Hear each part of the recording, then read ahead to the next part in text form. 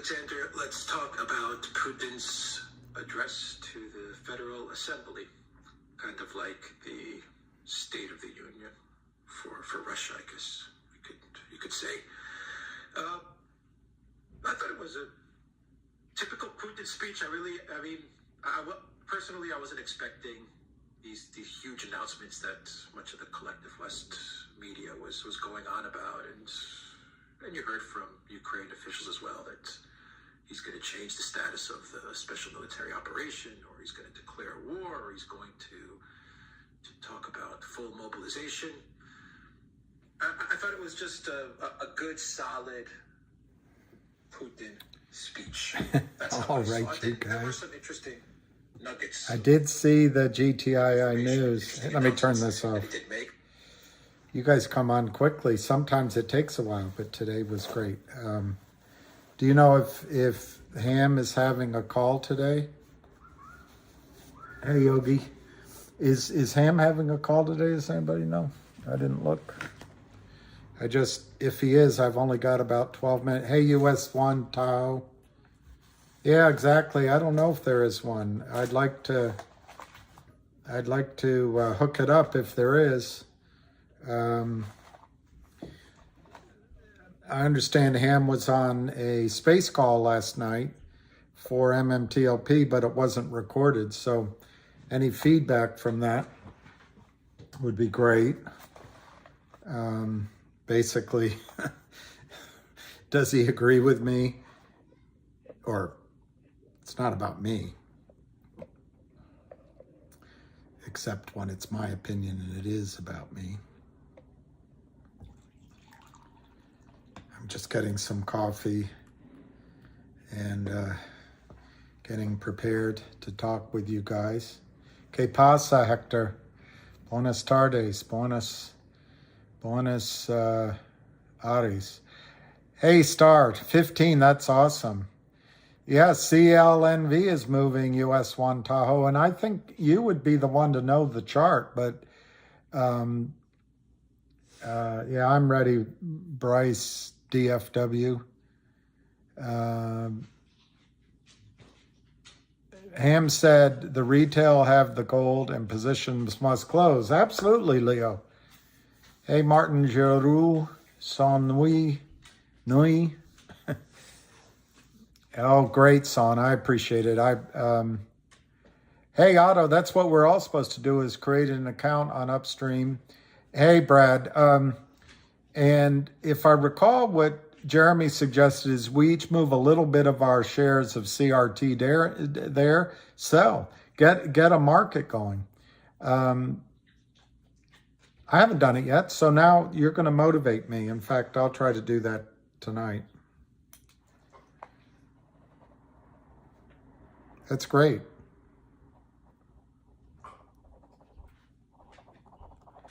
Hey, all right, so now let's, let me just first check to see if there's going to be a Ham call today, because I don't want to make the mistake of missing it.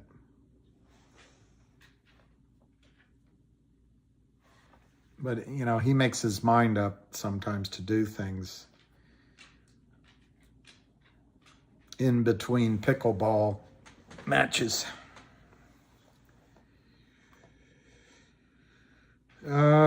Read the press. Crucified fighting scumbags for 2.5 years.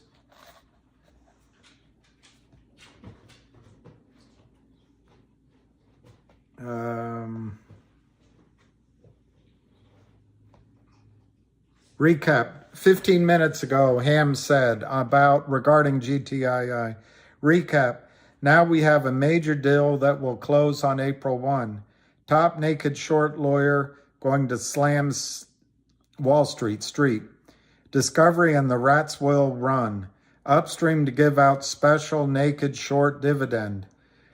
One they can't deliver, like a $1,000 coupon of legal service. Then we have 2 more. 19 minutes ago, Ham.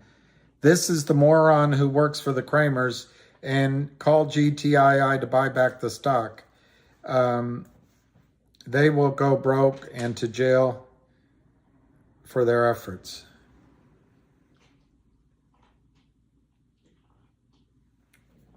That's Big Nose Kate.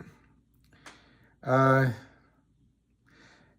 25 minutes ago. GTII, doesn't matter what they do, the end is near. Each day that passes, the news cycle will catch up. Only way out is up. Today's cha-cha tells you they are dead. 2 hours ago, Ham, GTII, the Kramer cha-cha, all to get you to sell. Stock with no sellers, how can it even trade lower? The cha-cha sell back and forth amongst each other. 2 hours, GTI, remember once we get around the Union soldiers at Little Round Top, we slaughter all the shorts one at a time. GTI is getting ready for the charge. We take no prisoners. Okay, so I don't guess there's going to be a... Yeah, I don't guess there's going to be a hammerama. I wouldn't transfer all your shares. And what I would recommend, actually, who asked that? Who asked, how do we transfer? Derek. I wouldn't do it. As I'm thinking out loud, what I would do is send them money. Well, you can't buy shares. That's the problem. Sorry, I have a allergy or something. You can't, as an American citizen, you can't buy shares there yet. So I guess you do have to transfer, but I'll have to look into the mechanics of it. Used to be you filled out an ACAT form and you could transfer just a position, but I want to be careful. I don't think you should move your entire position. Why? In case there's a squeeze, so you can take advantage of it. Now, the squeeze might work on upstream, but we don't know if there'll be some stickiness or friction. So let me find out about that. Let me just say it's an open question. No call today. I'm glad you bought more GTII. Sure, Derek. I mean, it's not much of an answer. Avid is going to have a new video, but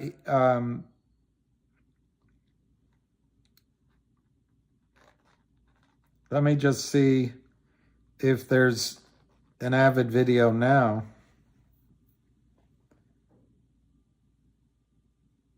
Well, let's listen to a little bit of it. GTII, starting on the daily chart, I'm extremely happy the way it closed on Friday. Now, I mentioned there was a low of around 160 that we did not want to break and close below. The bulls stepped in, jammed the price all the way up, and it actually closed at intraday high, which is fantastic. Now, if you want to look right at the top of your screen, you can see all the daily moving averages here. It closed above every single one of my levels. It's the 9. Okay, so I know that probably bores you to listen. That's Avid Trader yesterday, GTII. Excuse me. Next week we fight. He's drawn, it's hard to see, but he's drawn a little downward trend line that we've broken above. I kind of like what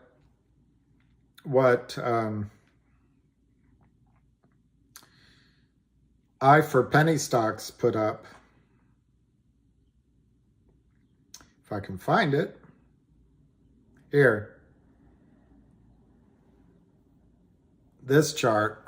Now this is a few days old, but I think that's what happened. He was right. We came down and tested that lower resistance, and then we're now up around 170. And if you see 220, 290, 455, I happen to agree with this. So, and then the weird thing, everyone says you get 1, 2, 3, and then you get your fourth. Who knows? These are all little rules of thumb.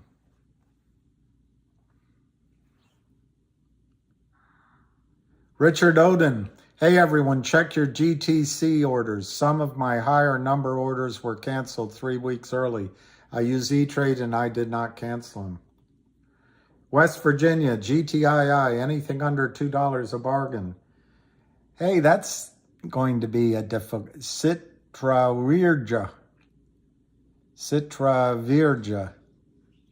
Virja family. Aloha.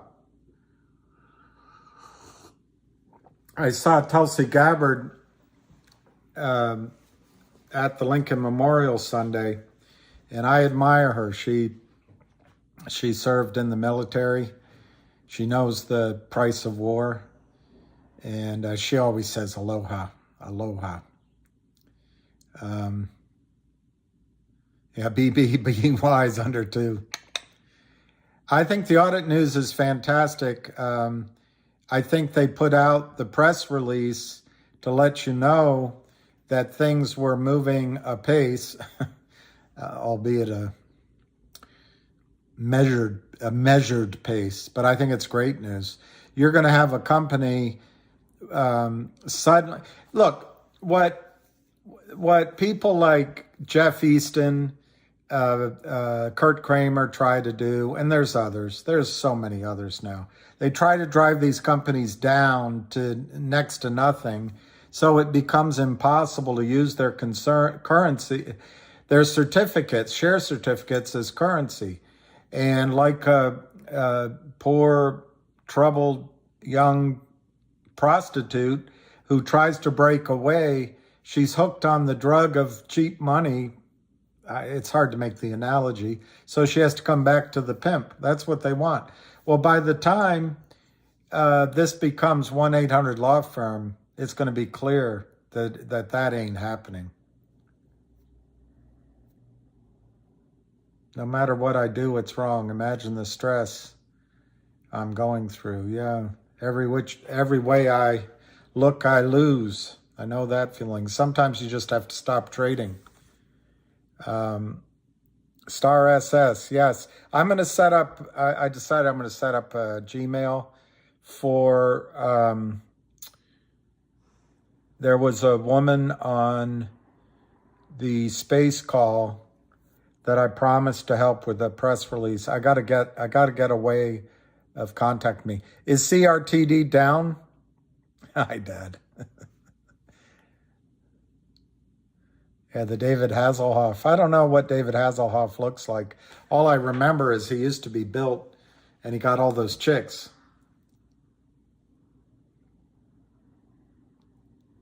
Pizza rules. Maybe he's right. Yeah, CNLV up 25%.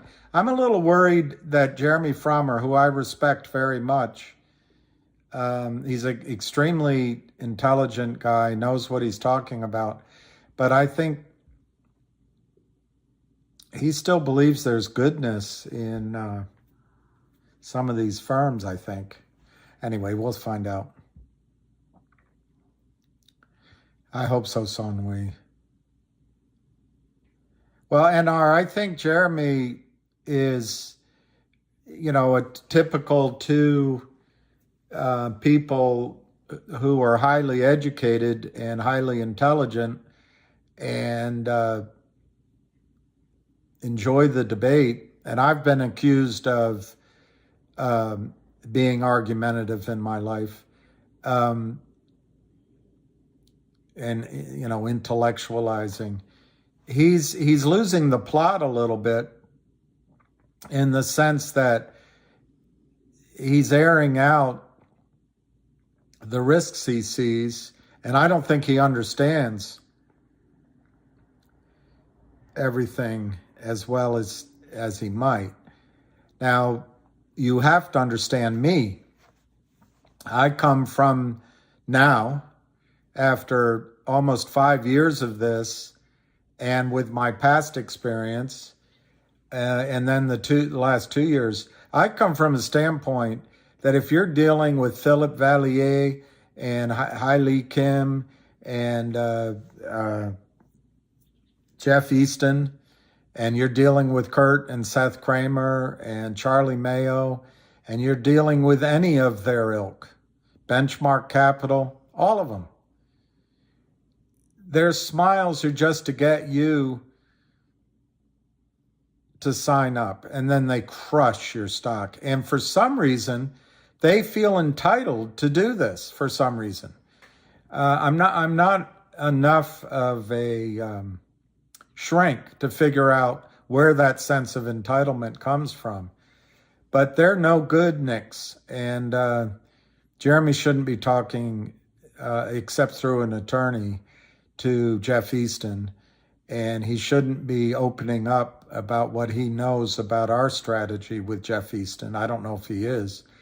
But all Jeff Easton wants is buy time.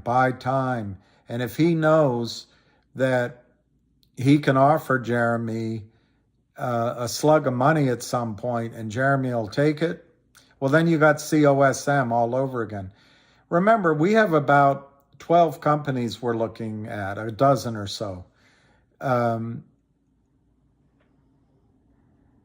There's only one company that stripped the market, the retail investor, you, and the market of money, and that was COSM. They did it, whether the two guys intentionally or unintentionally did it, they got everyone moved over, I think, on false pretenses or misunderstanding. Anyway, COSM took a nice, healthy slug of money out of the market. But GTII hasn't done that yet, except they did. Remember, that special dividend did bring in over $3 million in cash, so GTII is sitting pretty. But to date yet, see any of these, name them. They haven't taken in big money yet. So, but you have to be careful of CEOs that are lured by all of a sudden they get a big slug of money. M. Casey, I'm down on every stock I own. After the MMTLP mess, I can't bring myself to buy more. That's fine. Brian, I'm betting on GTII and CRT. I lost a lot on AMC. At least the CEO is not AA. Yeah, I agree with that. But Casey, you don't have to buy anymore. I'm not suggesting that. I know the feeling. The odds are, it's long odds when the regulatory agencies don't care, when the margin clerks don't know what they're doing, and when it's all systematized to help these arrogant PRICKSs make outsized gains by cheating.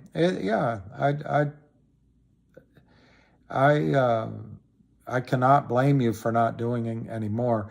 I am hopeful, and I'd love to hear some feedback on what Ham said on the MMTLP call, but I am hopeful, MKC, that you will be rewarded for your investment in MMTLP. Really, the Butcher of Wall Street is saying you either make either tenth of millions or hundreds of millions in AMC. Unbelievable, Diego. Luke Guido, have I got a real estate deal for you? My mother used to sell real estate. What did she used to say? It's a lot of house for the money. That's what she used to say. You'd hear it on the phone. It's a lot of house for the money. Anyway, thank you, Lou. Well, that's, Nick M., that's not, I'm not going to read that out loud, but, be careful what you wish for. I'm starting to buy cancer stocks, Blue and CVM. Yeah, I don't know anything about them, but it's certainly Guida, like Father Guida Laducci. Hey, Jenny L. Jenny L did a lot. Jenny L did a lot of work. And that's, Jenny, I'm trying to set up a Gmail account. I actually worked on it, then I got it pulled away and I didn't finish it. You can tell that I'm not the biggest detail guy in the world, and I'm not hugely thrilled by technology. Okay, so Jenny, I'll come up with a, yeah, there you go, Father Guido Sarducci. All right, Jenny, I'm going to set that up, and maybe, I wonder if I can do it while we're talking. I won't. I want to focus on the things you're, and it's tremendous, Jenny, the doing that kind of work for others. Everybody here,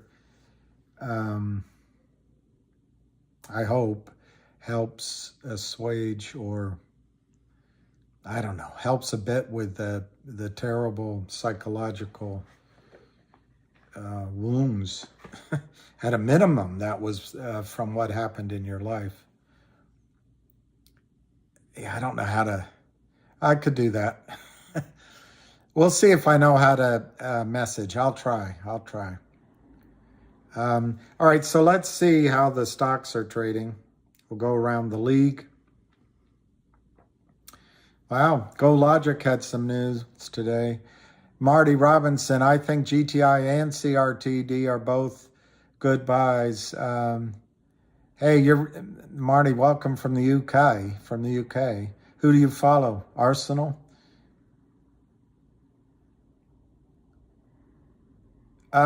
Mike Lowry, I don't think it's mandatory to create an upstream account, but I think, and we'll get more detail, I think to the extent they're going to be issuing dividends, you want one ready. Now, one of the points that Jeremy discusses out in the open for some reason, but you got to give, one thing about Jeremy is he's calling it like he sees it, and you got to respect that. But I think one of his, I didn't read it, somebody told me, one of the comments he made is that with a special dividend, only the people that have their shares registered are going to get that.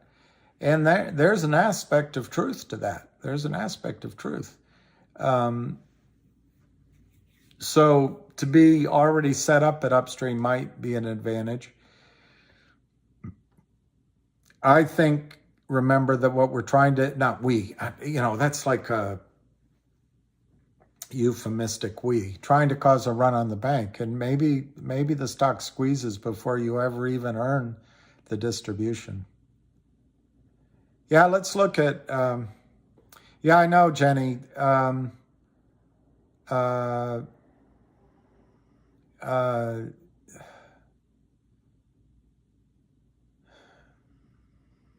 Yeah, I know little. I can learn from you. All right, GOLQ is 290, up 25 cents. CRTD, I'm scared to look because someone said what's going on. Yep, down 0.05, 36.2 to 37. What I think's going on there is Jeremy is causing, one, I think he's talking to Jeff Easton and others on Wall Street. And I think he thinks these guys are on his side. They're all full of crap. Whether it's well-intentioned crap or malicious crap, it's still crap. Secondly, he stated on his last call that I listened to that he's trying to renegotiate the buyout with GTII. Well, his stock started at 4 cents. I don't know. I don't understand people sometimes. To me, I would just accept the deal and try to get a better price on my next deal. But some people have to get the best, squeeze the best out of every single, it's almost like a moral imperative that if you don't renegotiate every single thing, anyway, I think he risks he risks not getting the deal done. And I think that's showing up in the price. And then if he's talking to Jeff Easton about Jeff helping do something, Jeff's in here selling. Benchmark's in here selling. And this is what, because Jeremy thinks it's the computers, guys. Jeremy thinks, he said it on the call, that what happened when you 350-pound men sitting in your basements got COVID checks, you started buying stocks. He actually thinks it started earlier than that, and that the machines, the computers weren't ready for all the buying. So the computers just fill the buy orders with failed to delivers. That's his theory. Well, I asked him, after he signed with Benchmark, and it's all hidden in the documents, at first they glorify it, then they obfuscate it, with Benchmark and Phil Vallier and Philip Vallier and Hailey Kim and Jeff Easton. They drove his stock down to 4 cents. Well, if he's talking to him, Jeff is out there selling. And good luck to him. Good luck to him. I own the stock, and I find it a little bit alarming. Now, I brought it up with an investor in the know, and they pointed out to me the last time GTII got down to 40 cents, it turned around and ran to $4 or $5. So maybe that'll happen here. But I think running at the mouth, talking with the enemy, is giving ammunition to, let me be very clear, Jeff Easton or Jeff Easton's, can I call them acolytes? Can I call them compatriots? They're selling the stock because you can't run. Loose lips sink ships. Stop talking to Jeff Easton, Jeremy. Stop saying out loud that you don't think special dividends work. And go ahead and strike your deal with GTII. What are you playing with? What's your idea? Play chicken with GTII? What if GTI walks away? You're going to sell to somebody else? You're going to turn to Jeff Easton? You might get some short-term reward, but they will kill your company. I don't know. Jeremy is an extraordinarily, I think, well-intentioned man. I met him. Compassionate, cares about this. He's clearly smart. He does gestures like he must have bought 200 boxes of pizza for everybody standing out in the cold. I think he's a good man, and he knows the back rooms, but he can't bring himself to believe that this system is evil. He thinks there's good people in it, and that anyway, I've said enough. What's this? US 1. What's your trigger points? US 1, Tahoe, CLNV. All right, let me look. CRTD is a big disappointment. CLNV is 1039. Are you out of your mind? It's up 283, and Joe Power. I think Lynn Partners has some money behind him. This guy who also seems to be a good person from the press, John Hancock. Can you believe someone's actually called John Hancock? His mother's the wealthiest person in Australia. He's on the board. He's an advisor to this group. I also think they have. I think they have some people really helping them, the Lynn Partners. But yeah, I think the combination of Finger and CRTD is going to wipe them out. I also think when Wes Christian runs his traps, they're done, Joe Power. Yeah, Patrick Byrne has, is it possible he can't say they are doing on purpose for liability? I'm a little confused by that question. And it's not that it's a bad question. It's probably that I'm slower than a snowflake. Is it possible he can't say they are doing on purpose for liability? I don't know. I do think Jeremy is smart. My sister is smart. My sister is one of the smartest people I know. Top two, top three.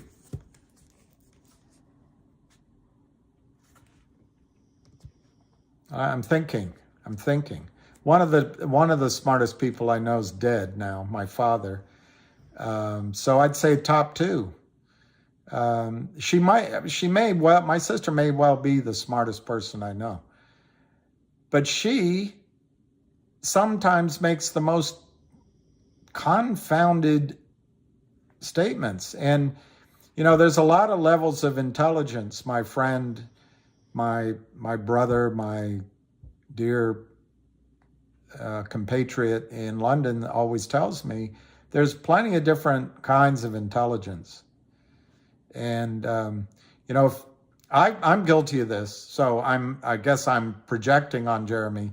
But if you have a strong desire to be liked and you walked into a den of thieves, you are what they say fucked.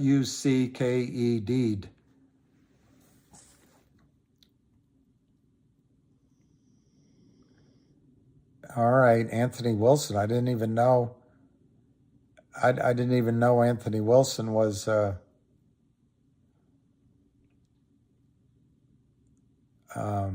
I don't even know who Anthony was. What's happening, Steve? I think what's happening with CRTD is Jeremy is breaking ranks, not unlike Lou or Frank Benedetto, although Frank's back on board. Remember these guys. Frank is a investment relations guy, and he wants your money. He needs investors. That's fine. I have no problem with that. We're all in this business. It's a market. But where I have a problem is, anyway, I don't want to go back. I keep going back over it. You can see if any of you ever think highly of me, you can see one of my weaknesses. I go back over things like they're a cavity in the back of my mouth and keep rubbing it and thinking about it. I just wish so much that we had kept the pressure on GTII around Thanksgiving. But anyway, sorry, I won't go back there. But I think by openly talking about the fact that this doesn't work, that doesn't work, it causes shorts to, counterfeiters to gain great confidence. I also looked up, I think Jeremy still wants to raise money from the street. And what better way to do it than crush his stock price? The only place in town will be to go to the criminals who counterfeited it down. It's the same thing. And I just don't, how can you be so smart? How can you know so much and not see it? And I think the difference is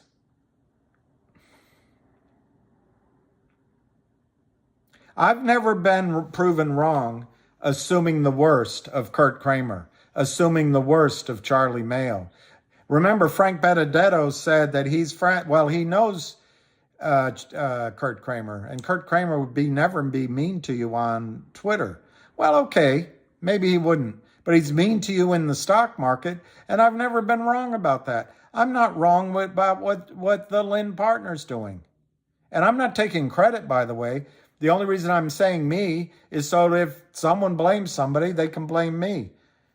All right, CNLV, 28 million shares today, up 3 cents at 10.65. Are you out of your mind? And by the way, I'm not taking credit, but I think I did tell you guys about this, or at least to look out for it a few times. But I think you got to give credit to Avid and probably to Lou and Frank Benedetto too. Anyway, it's up 0.0326. That's a pretty big move, up 43%. That's very nice.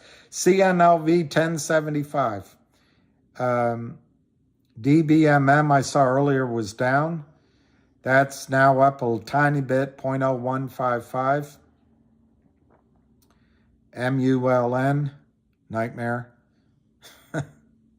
That guy's, you know, you listen to your lawyers, you'll go broke. You have to have balls when you're a CEO. You have to have balls, business decisions. Do you think George Patton would have listened to his attorneys? Anyway, it's down 25 cents. It's going to go lower. So disheartening. Another one's a little disheartening is HNRC is 0.085 to 0.09.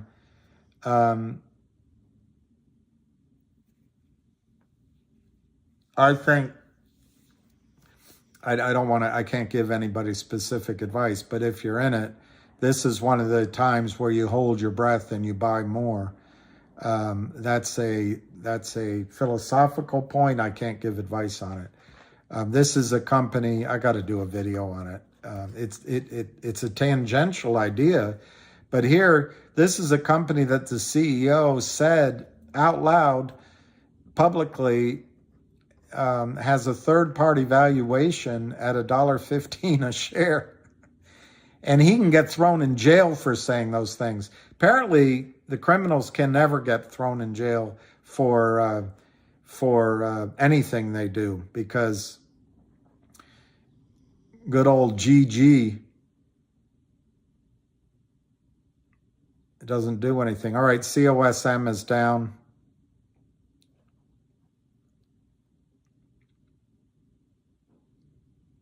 All right, and I'm looking, relax everyone. There it is, GTII.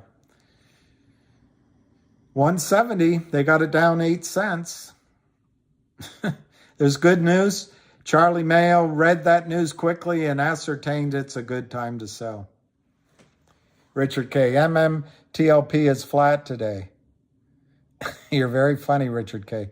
You know, I was talking to him, and he has a good idea for all you guys. And it's something that I'm not a tax attorney, but I do highly recommend as an intellectual exercise.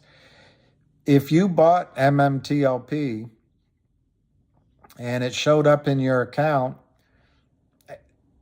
as zero at the end of the year, or as not even being there at the end of the year, write your entire investment off in 2022. Take your losses in 2022. 100% loss. That gives you something to offset gains with. It also gives you something, $3,000 of income a year for as long as it takes. You can offset. So it gives you something. Now, if MMTLP ever comes back to life, you would then have to pay the gain as from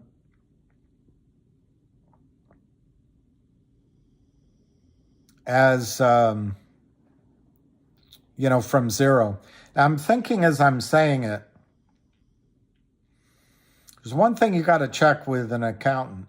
If you were ending up with shares of NextBridge, that would be a tax-free event. So if you write off the stock, I wonder if it would affect that. So that's something you got to confirm with a professional, but it's an idea.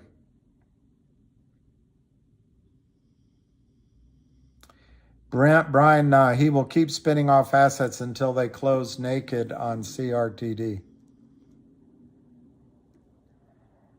Senior Butts McGee, I'm already there. I'm going to write off MMTB. That's a good, I think.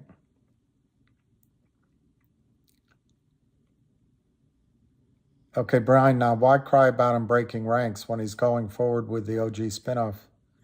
It'll force a squeeze on the distribution. No, Brian, no, I don't mean, maybe I came across as I was crying. I think it's a mixed bag. I think Jeremy's tremendous. He gave a courageous speech in front of Wall Street. The OG distribution is a corporate event. That's what Jeremy says. You need corporate actions. That's what puts the pressure. It's just a different point of view.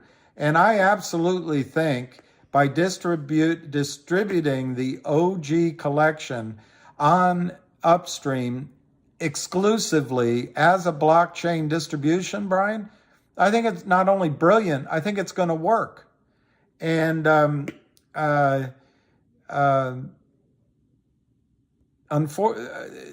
people were asking me, why is the stock down? And I gave you my reaction why. But I think the OG distribution's worth 19 cents a share. Stock's trading at 39 cents. So you're risking 20 cents. And the OG collection distribution starts at 19 cents. It might be worth 40 cents already a share. So, Brian, I'm 100% with you, and I don't want to be, I didn't mean to, I forget how you phrased it, crybaby? I am for, Pete the Greek, I am for CRTD, and I own it, and I'm not selling. But I just have this concern that I'm saying to you, Pete, that is why, and somebody asked me, why is the stock down? And that's what I think. Do I think it should go much lower? No, I don't think so. But if you take some of the thoughts to their end conclusion, it's a little bit tough. But no, Pete, let me just be clear to you, and I haven't done a video on it. I think CRTD at 39 cents is a screaming buy. You get 19 cents in the OG collection distribution as an upstream blockchain, which I agree with Brian is massive and could cause the squeeze. You get the CEO-ship of Jeremy, who I think's extremely intelligent, and he knows all about the back office. And your GTII is going to buy them out at $1.90 a share, at a minimum. I think Jeremy's trying to get a better price, but worst case, it's $1.90 a share, and then Jeremy's in charge of all that. But people ask me, why is the stock down? I think it's because Jeremy may be talking still with Jeff Easton. The more Jeff has a dialogue, the more he understands the other side, the more he understands Jeremy's thinking, Jeremy's need for capital. I don't know what Jeremy's saying, but that gives Jeff more fuel to sell more counterfeit shares, or the people that are doing it, and Jeff is clueless. He doesn't even know what's going on, and it's just Benchmark Capital or somebody. I also think that I can't hide it, Pete, if you're going back and you're saying to GTII, here's a counter proposal, I'm not a lawyer, but contract law, if there's an offer and it's accepted, okay, you're done. But if there's an offer and a counter proposal, this offer can change or go away. So I think that's why the stock is down, Pete. Do I think it means CRTD is not a great company? It's not going to squeeze? No. I was just trying to explain why there's some uncertainty and why the stock's down. I think ultimately, Pete, the OG distribution I expect to be announced sometime this week, because they're not going to wait any longer, not with the stock price down. And that's massive for the upside. Secondly, I think when GTI goes, CRTD is going to go. Thirdly, I think the same investors are in CRTD as GTII, and they're going to make sure Jeremy comes along with the battle. And I also think Jeremy, when he says he doesn't think something will work, it's just because he's giving an intellectual argument. He thinks corporate actions will work, and he's going to go do corporate actions, and he's going to make it a mother hummer for the criminals to get out of the way of those corporate actions. So no, I think CRTD, would I love it if it were still up? Yes. Would I love it if the debate on a couple of issues weren't being carried out in the open? Yes. But you gotta love the guy for his integrity and his honesty, and I do. I don't know him that well, but I respect someone that is that honest. So no, Pete, I know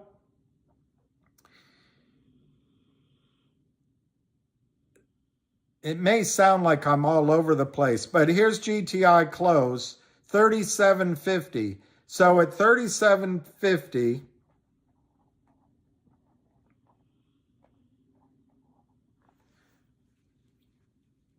I'm going to say it's 0.185. I'm going to be conservative.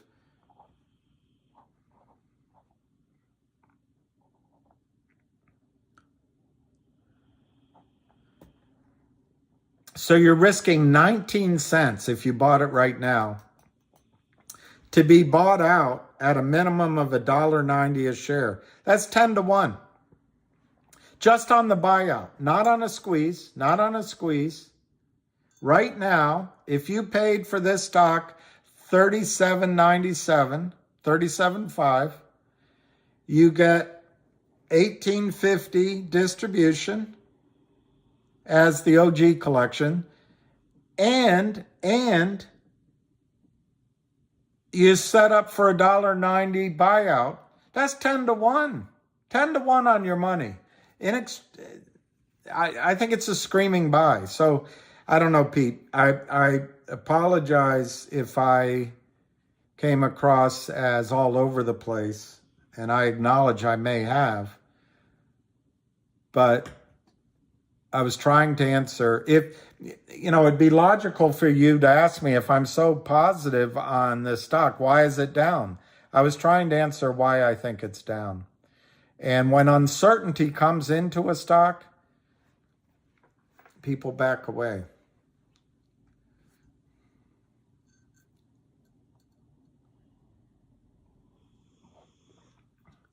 Pura Vida, I'm not sure we're going to have to register our shares or not.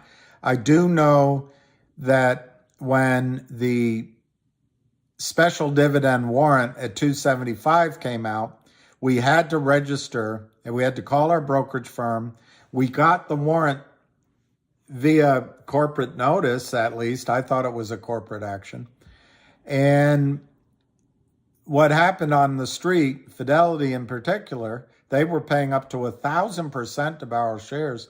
They just stuffed your accounts with what Dr. Suzanne Trimblett calls entitlements, what Ham calls IOUs, what I might call toilet paper, but they just put placeholders in your accounts for those warrants. Well, when the stock got up above 275, there was a real scramble for shares, as I've said. But we had to register.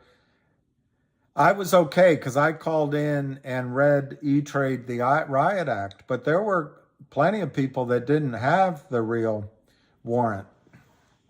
And then it gets all complicated. What if you call in to Fidelity and you say, I want to exercise my warrants at 275, and they say, okay, fine, we'll do it. And they issue them, but there's no real shares allocated to those. What do they do with the 275? They go out and try to buy shares, but shouldn't that 275 go to the company? Not to Fidelity. Then Fidelity is complicit in this fraud. And I think Fidelity didn't want to be complicit. That's why they were paying up to 1,000% a share. So yeah, we'll find out when GTI announces the procedure. My guess is they're going to say that we have to go through the transfer agent to register our whatever you're going to call it, special coin. So yeah. That's what I think they'll do. Who said that? Declare a Fusion 2000. I think they'll declare a dividend of shares and then list it on Upstream. Yep. Hey, Claire Winthrow. Well, GTII should pay attention to CLNV. As my college roommate used to say, you have it back assward.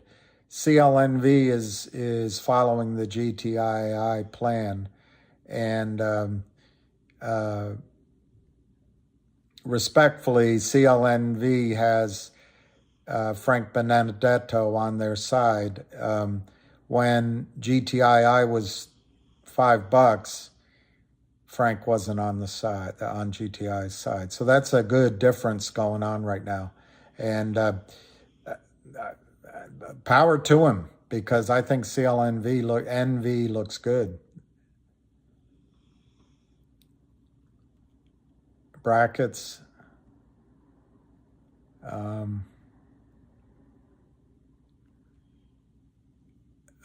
Ended at 170.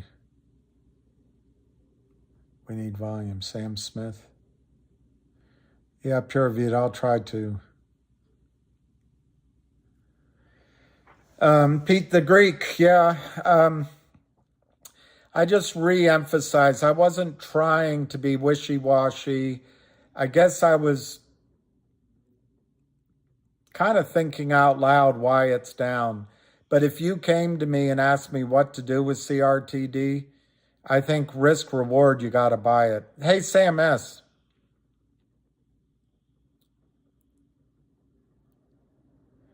Well, you're saying that you'll never buy what I think is a good buy? Well, that's all right. I understand that. M. Casey, William P. Farron, are there enough inside people on Wall Street that are still morally stable and want a fair resolution to MMTLP? No, I don't think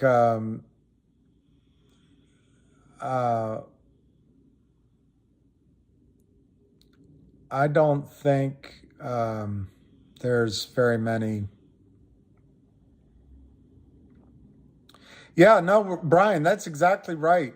Thank you for reminding me. Jeremy was adamant that it's kind of all hands on deck to get that spinoff done, and it's a fantastic spinoff. And remember, Jeremy believes that that is a corporate action which could catch the street out. So I'm all for it. I back him 100%. Sam S., I won't touch CRT at 39 cents. It's going to go much lower. Okay. Well, Sam S., I appreciate your thoughts. Chud McGruff. Yeah, inside people.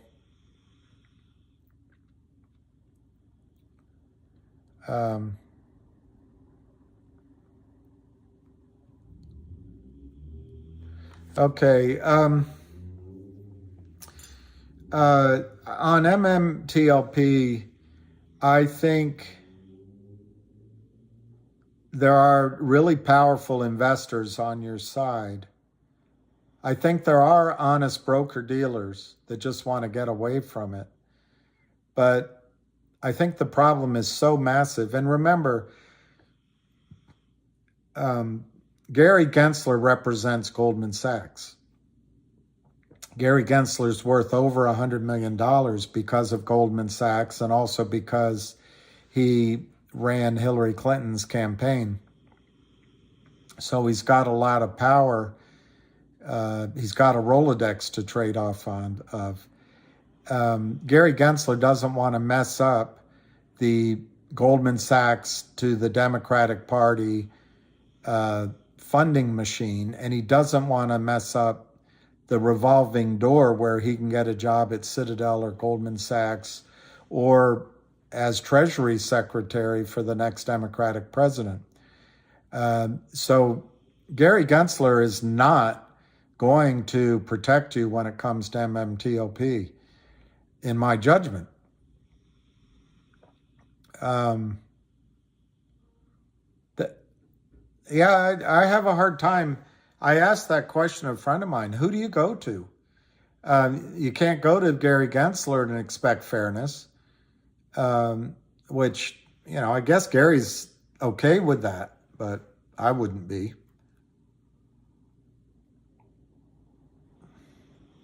No, I don't think there's anyone on Wall Street with power to affect the situation that really cares. It doesn't mean you're not. They have to buy back your stock. They have to clean it up. So don't misunderstand me that I'm saying you're going to lose. I'm just, all right, GTIIL closed at 170 on 634,000, down 9 cents. I don't know how. Well, we'll see. I did a video today, and I predicted by tomorrow that Wes Christian's lawsuit will be out. We'll see if I'm right.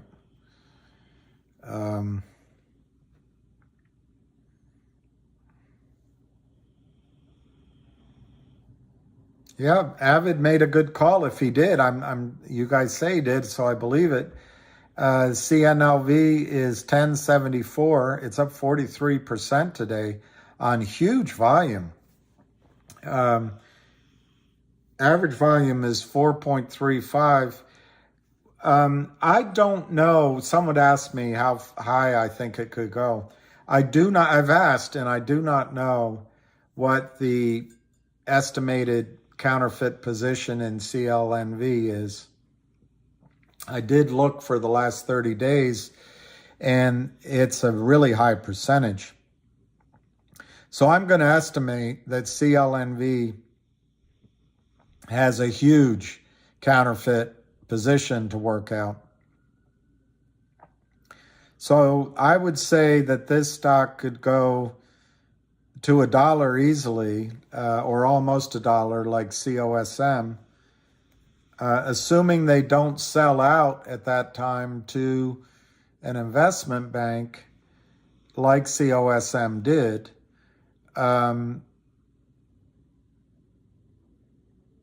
I think it could go to $10,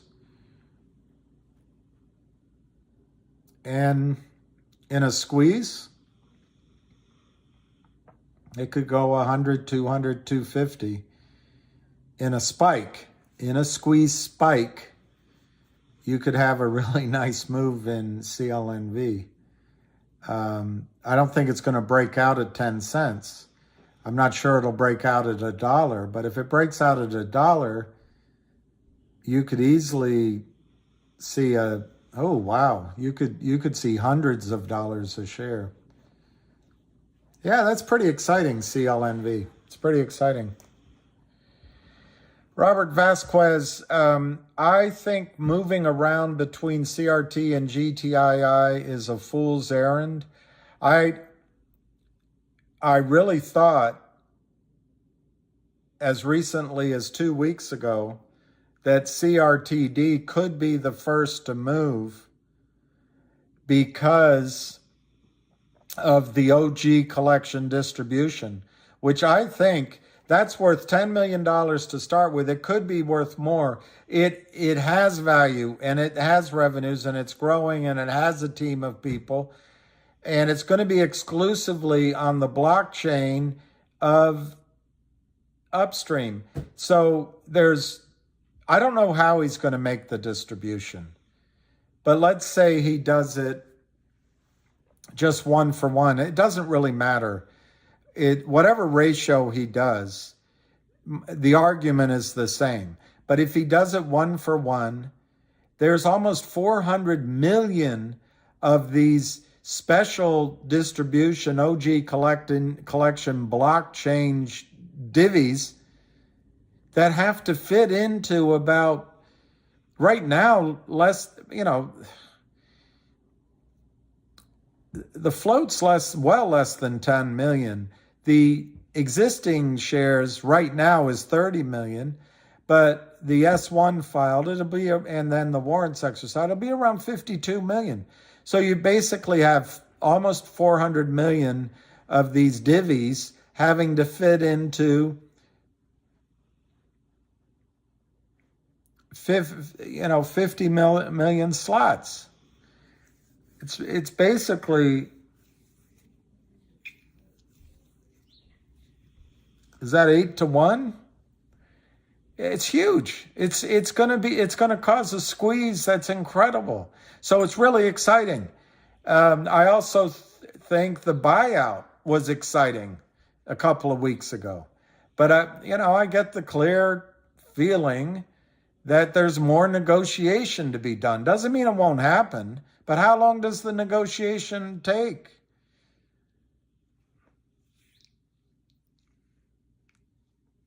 So right now, I would say GTII is going to move first.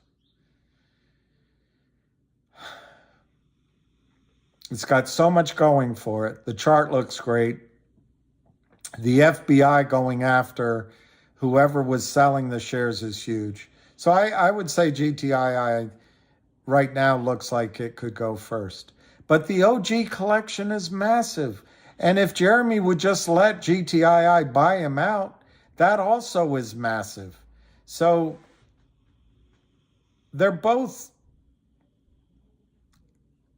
powder kegs. They're both powder kegs.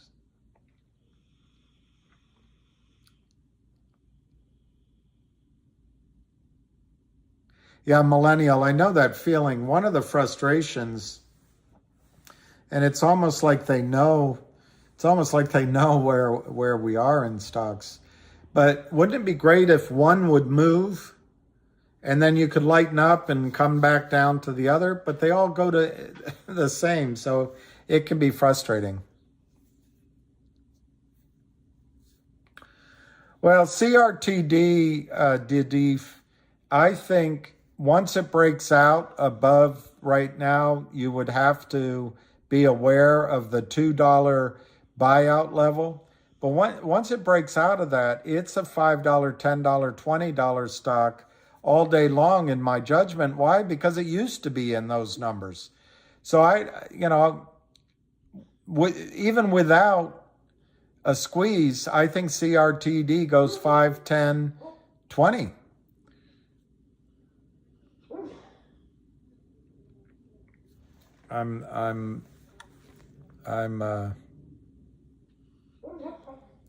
Oh, they are posting a lawsuit against AA?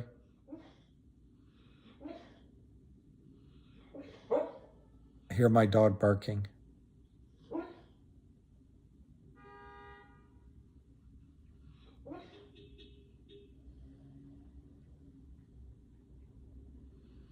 Cryptic Trader, Spanish lesson for William. Alicia, me?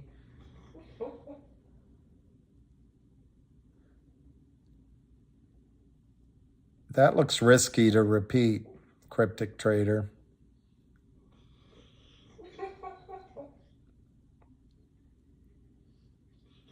Yeah, Richard K., that's fantastic. And if they come out with higher estimates than 3.2 billion barrels and they raise money at Roth Capital based on that, I think the counterfeiters are in a whole world of hurt.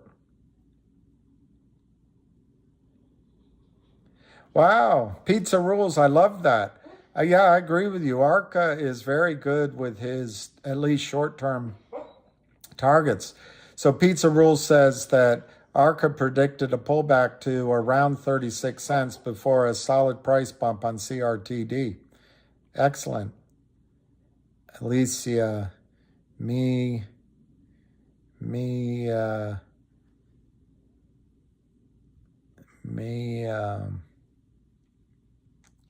Mia Maya. Mia Maya.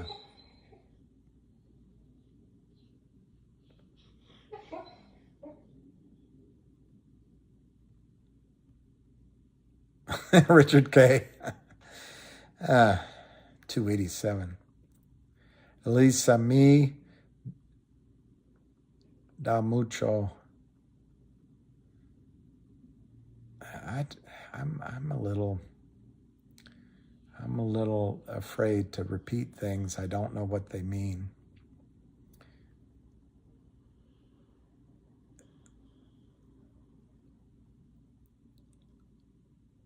Well, Ted, tremendous. They are worth 0 technically right now, but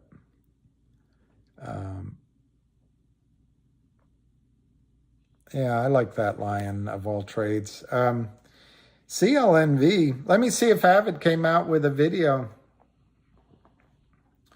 He promised one today.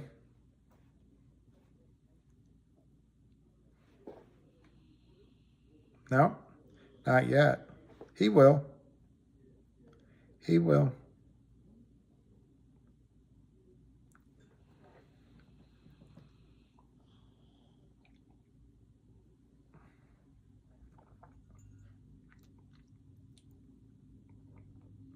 Wow, is that true?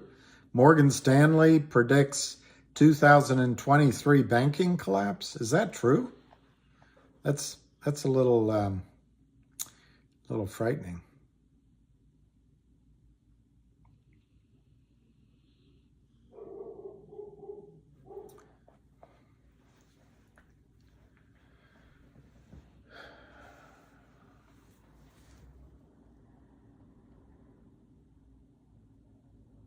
No, it's not public, Sonway. It's not public, as far as I know. And it wouldn't be. But it will be. But it wouldn't be. I don't think. Let me see if Marduk is holding a call.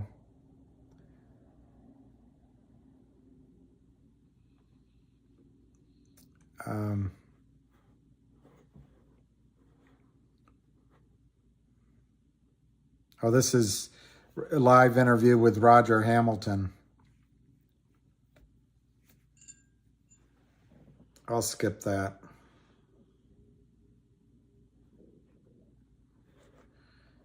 I'll skip that.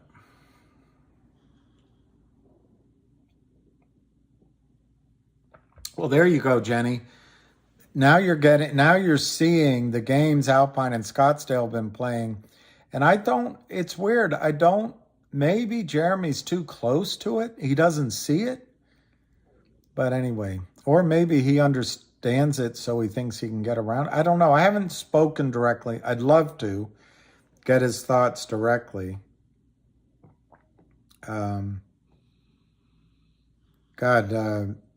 This guy has 1,000 people listening to him. This is heaven to Roger Hamilton to have that many investors to talk to. And he's been in the fight for 2 weeks, or it's been 3 weeks. It's pretty good. It's pretty good.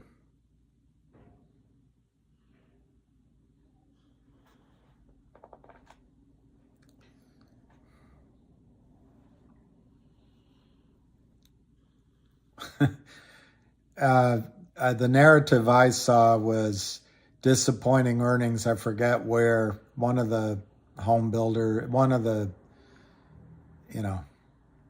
Lowe's or Home Depot type companies, one of the big box stores. Anyway, it's just more negativity in the market. But, it used to be bad news in the economics was good news for the stock market, but things are not looking so great. Yeah, consider the audience of space calls. That's true. Tengo un pito grande para ti. I think tango's an okay word. Grande para ti is a good word. I'm not sure what pito means. Quiet Quest, thank you very much for the $1.99. Don't read it. Oh, Lordy. I said something bad, cryptic trader. I'm never listening to you again. That's why I ask what a M360 series trust. About what an M360 series trust. I don't know what that means.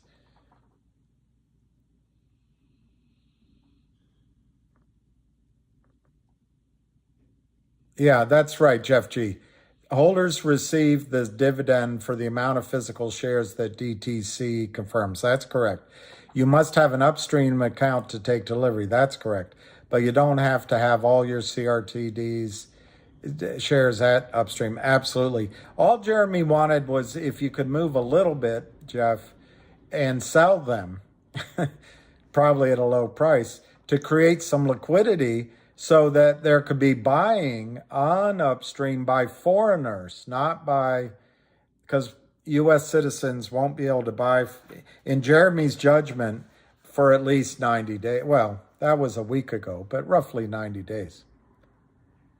What did I say, Otto? I hope I didn't, and I hope I didn't say anything bad. I really didn't mean to. It looked like something that was reasonable to say, and I apologize otherwise. I think Sonnet's fantastic. I think April 1 for 1-800 is great, but I think the stock may squeeze. I think GTII will squeeze as soon as the FBI arrests whoever was selling the shares. I don't know, Roger, GNS. Ham is glad to pass leadership over to Roger. I don't know anything about him, but he's been in the fight for about 3 weeks. Ham's been doing it for 23 years. I'll go with Ham.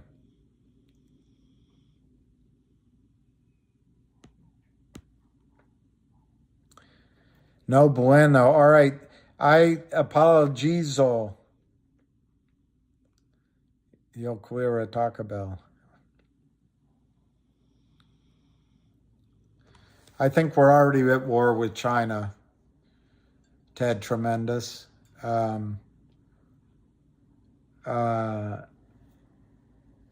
think we're already at war with China. And I think somebody is attacking us probably through Kamala Harris's border czar.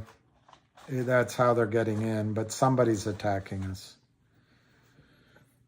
Hey, the cat zone. I wanted to read, I think just to change the topic, I'm going to read, this is War with Russia, Stephen F. Cohen, and here he is in Moskva with Pravda when he was a young man. Here he is as an older man, professor. He was a smoker. Here he is here with his wife, Christina Vanderhoeven, who I admire very much. She's as blue gets, as liberal gets. And she's the editor of The Nation. And she thinks Trump is odious.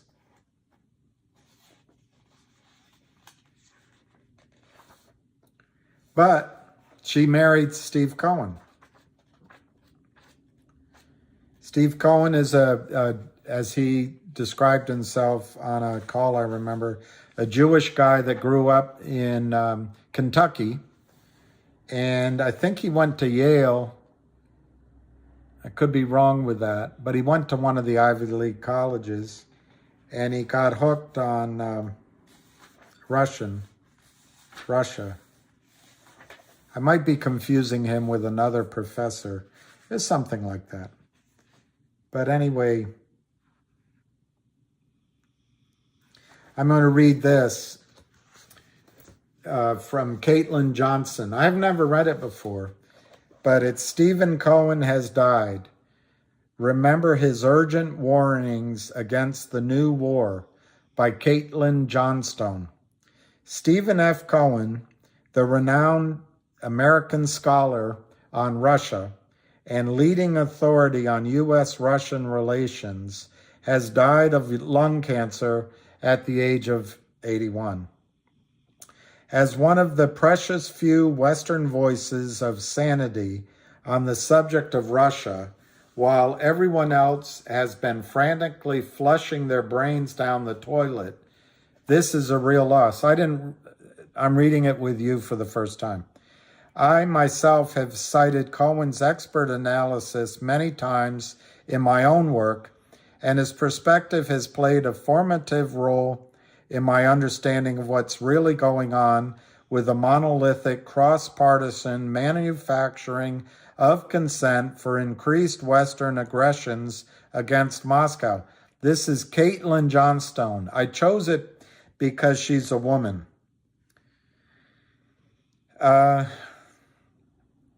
In a world that is increasingly confusing and awash with propaganda, Cohen's death is a blow to humanity's desperate quest for clarity and understanding.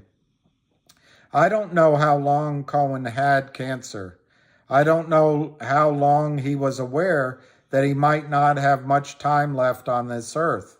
What I do know is he spent much of his energy in his final years urgently trying to warn the world about the rapidly escalating danger of nuclear war, which in our strange new reality, he saw as in many ways completely unprecedented. The last of the many books Cohen authored was 2019's War with Russia, ? Detailing his ideas on how the complex multi-front nature of the post-2016 Cold War escalations against Moscow, in other words, Hillary lost the election and she blamed it on Russia. But that was okay, and she kept her Twitter account. Sorry for my opinion. The escalations against Moscow combines with Russiagate and other factors to make it in some ways more dangerous even than the most dangerous point of the previous Cold War. Quote, "We're in a new Cold War with Russia that is much more dangerous than the preceding Cold War for various reasons," unquote, Cohen told the Young Turks in 2017, the Young Turks, friends of the establishment. Quote, "One is that there are at least 3 Cold War fronts that are fraught with hot war. That would be Ukraine. That would be the Baltic Black Sea region where NATO is undertaking an unprecedented military buildup on Russia's border, and of course in Syria, where Russian and American aircraft are flying in the same airspace. And I would add to those 3 Cold War fronts what is now called Russiagate, because the accusation that Trump needs to be impeached because he's somehow a Russian agent so distorts and cripples the possibility of the White House, at that time it was Trump, making Russia policy that I think it's a Cold War front, unquote.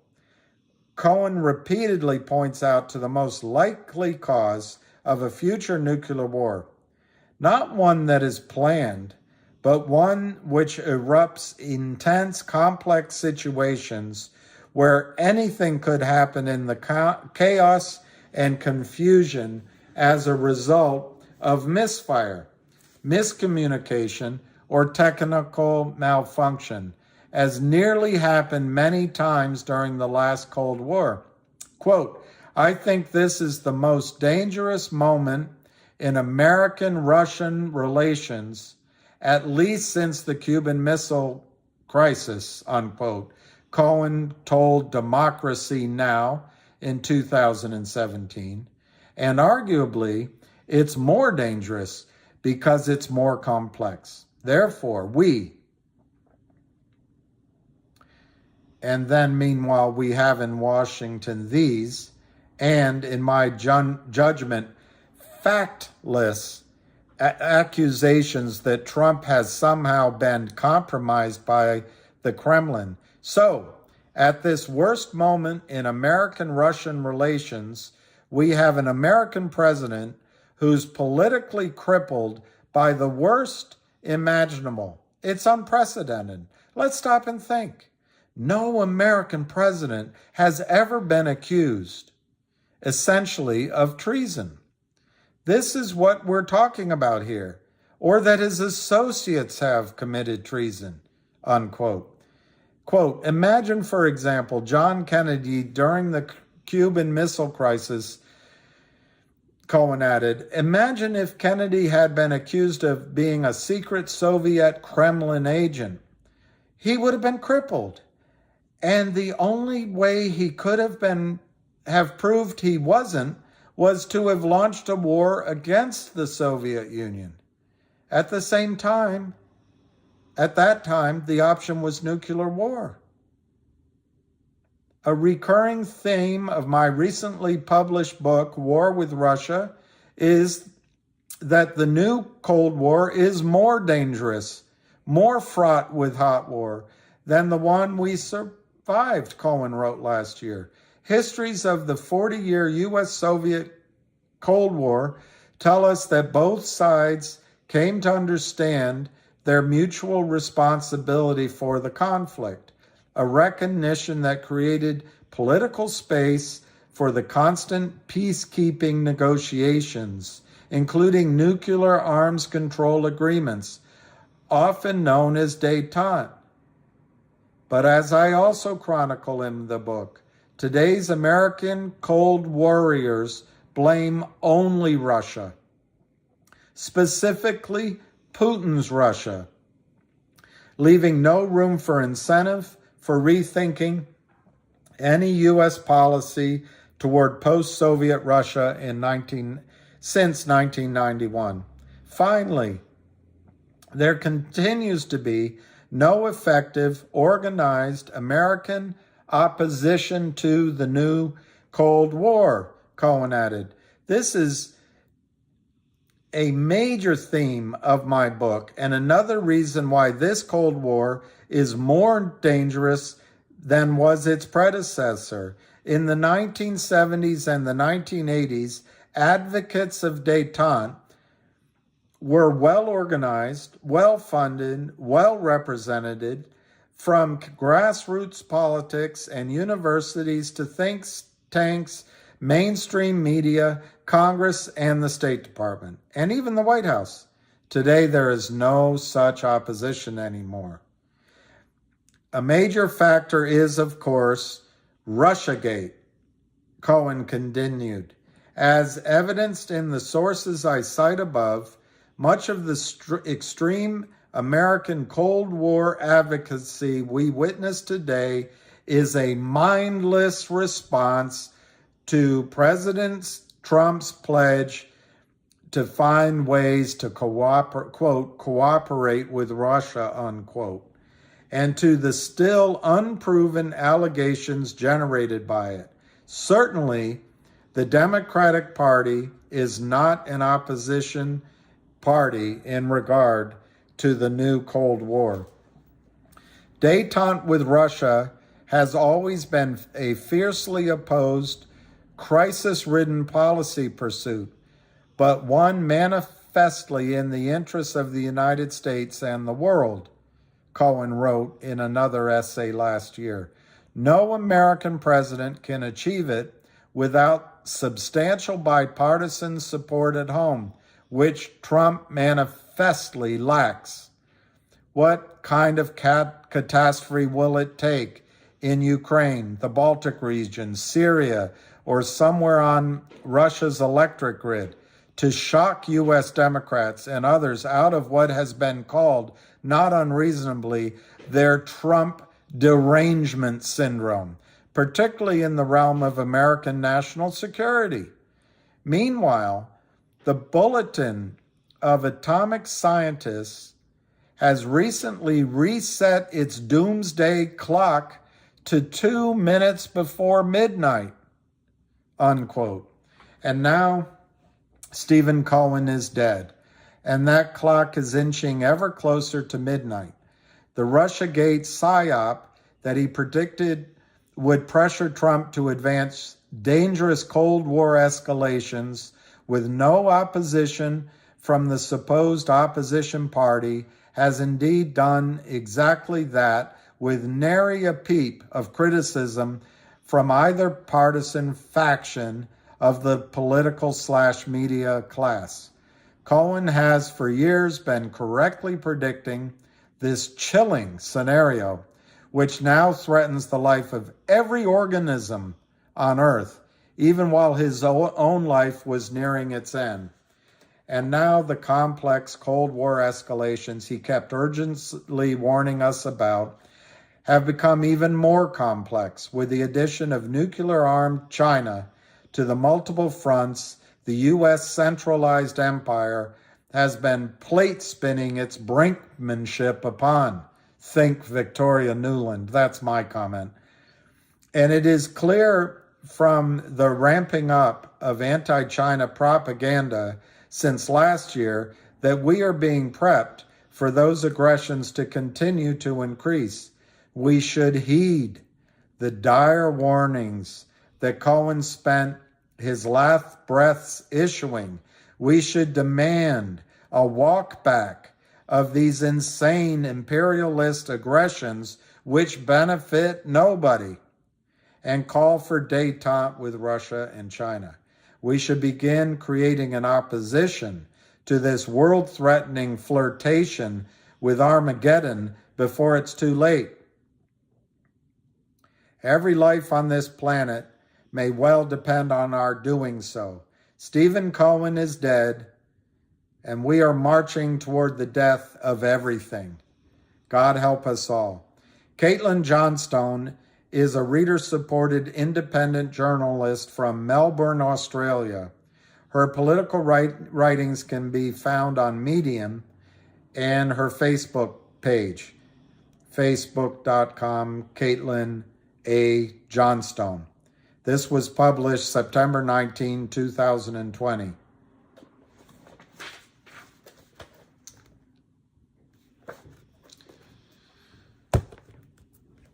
Cryptic Trader, it's great fiction. All right. Thank you for letting me read my fiction. I respect your opinion. I do. I mean it. That's what our democracy is about, a free flow of ideas in the public square. But it's pretty scary what's going on.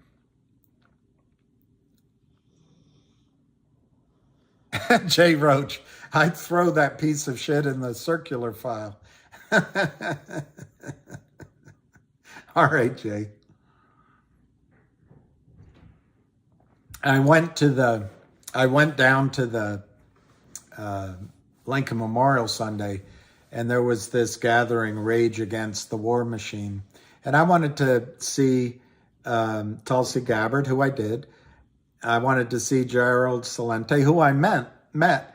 And I wanted to see Jimmy Dore. I didn't get to see him. I guess I was too late. But it was interesting. I walked amongst the crowd, and there was a lot of anger going on. A lot of anger. So I stayed out of it.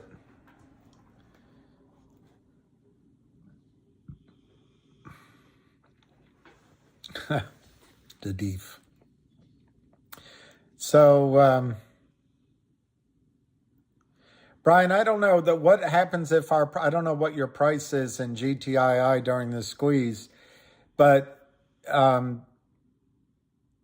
really think that the dynamic of the FBI, I believe there's got to be an alert out across most compliance desks already.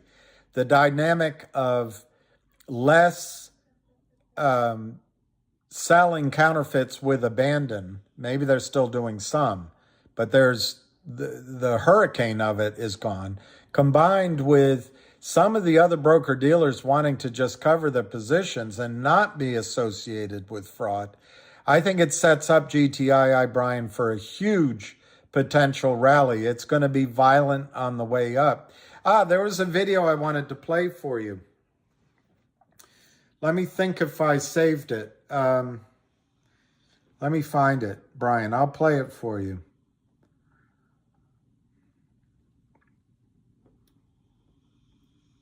If I can find it, Brian. Its problem is I don't know how to save these videos in various files, so I have to go back through the whole list. But this is something that I think Dodger put up. And if I'm wrong, I apologize to who really put it up, and I'll find out. I'll find out who it was, if I can find it.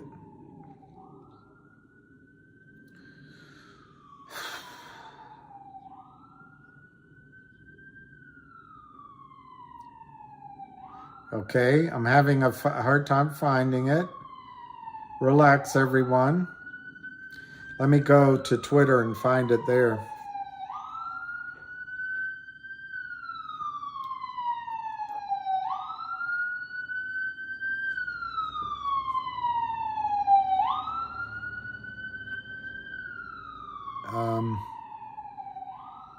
No, sorry. Oh, I know how I can find it. I know how I can find it. I know how you can see what a painfully slow brain I have.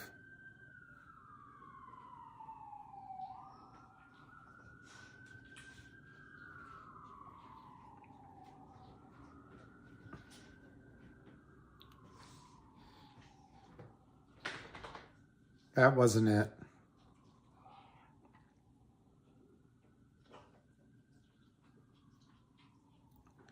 All right, hang on, everyone, hang on.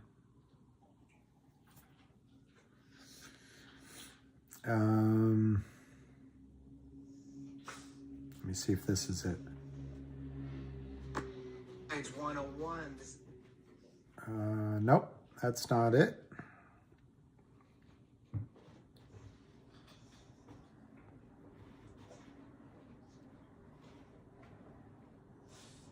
I should have emailed it to myself. Here, this might be it. No, I should have emailed it to myself. All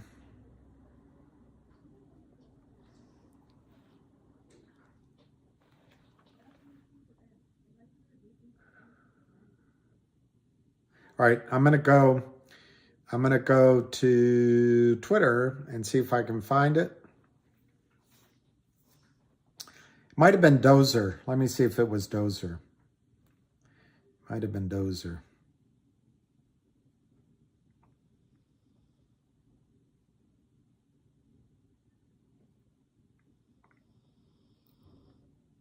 Nope, doesn't look like it. Okay, Dozer's a good source. Dozer 82 is a good source if you're interested in the short position.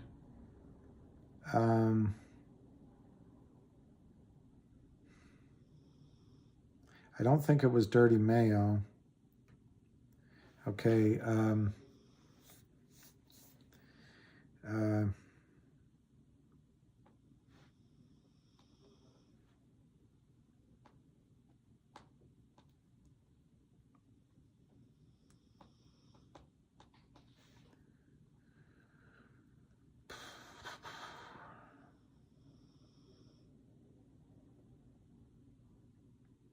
If I can't find it, I'm such an idiot. It's the perfect thing to show you.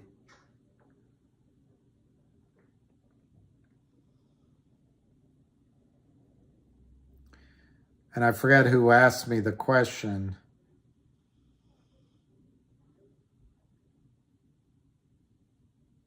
But if I can find it, I'm going to show it to you. Let me see if I saved it in my videos.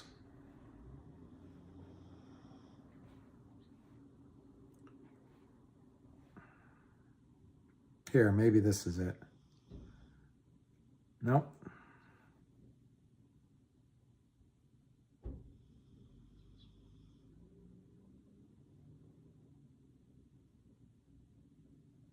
Look at this under Dodger.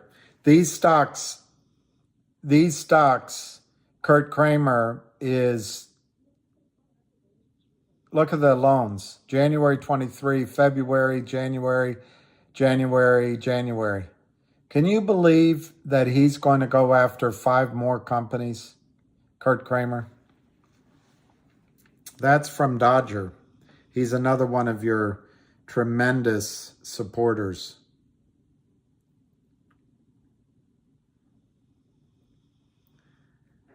How can I find this thing?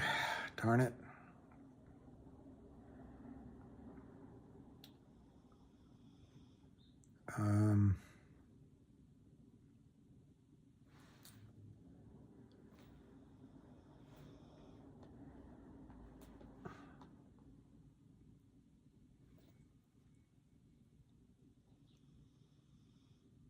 Well, I'm not going to be able to find it, so we'll just go back.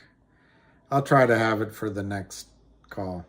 But to answer your question, I think GTII is going to have a strong upward move. I also think it's going to have a huge squeeze, as I do with CRTD. But your question is, what if we don't get those prices?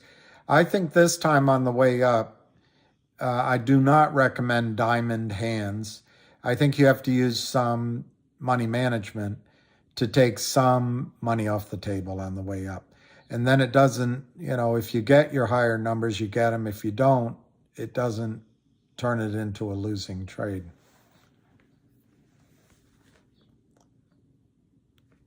Wow, you've surfed around all over the world.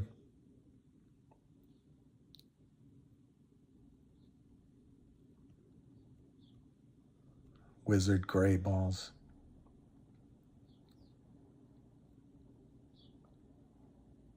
Yeah, let's not argue, guys. Let David Lee's talk.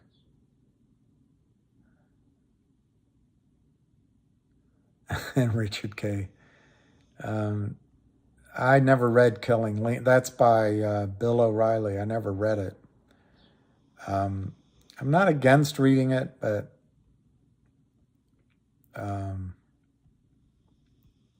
hey, DC.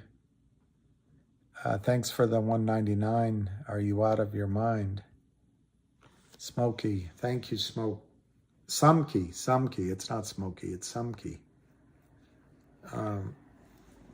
I really wish I could find... I'll just go back to my history. I'll find it.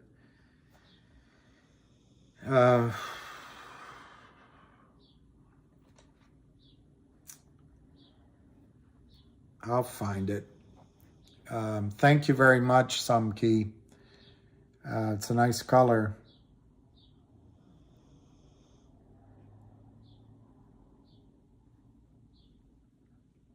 It's a nice, it makes a nice sandwich. Well, Richard K., were you on the call that Ham was on? Is there anything you can tell us you guys talked about?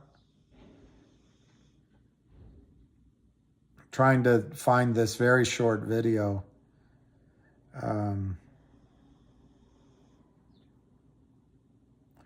That's why I'm so annoyed. How did I lose it? It was so short, but so perfect to show you, to give you some guidance.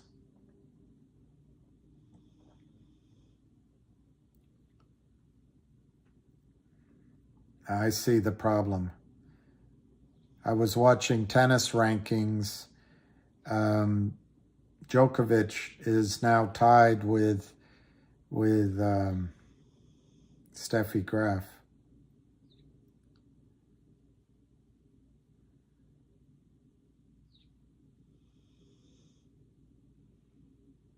Too many baseball watches. This is my favorite. He'll find you. This is my favorite. Still don't get it, do you? He'll find her. That's what he does. That's all he does. You can't stop him. He'll wait for you. All right. It looks like I'm not going to be able to show you this video. I'll find it for next time. I'll find it for next time.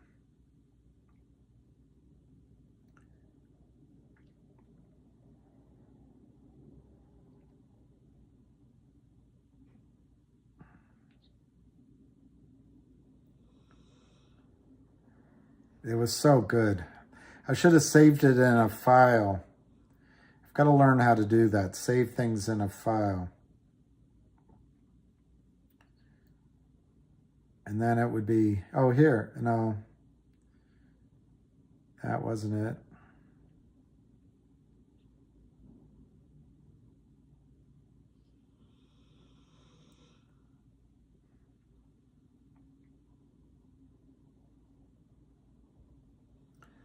I'm just going to look a little bit further, a little bit further.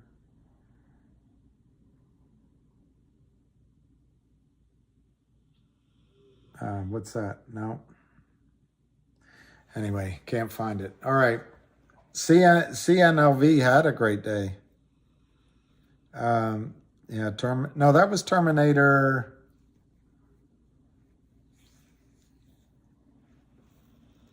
I think that was Terminator 1. I think that was Terminator 1. I'll be back.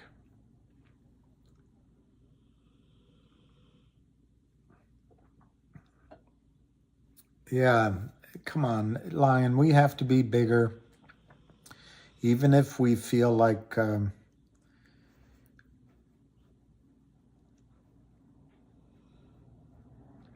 anyway.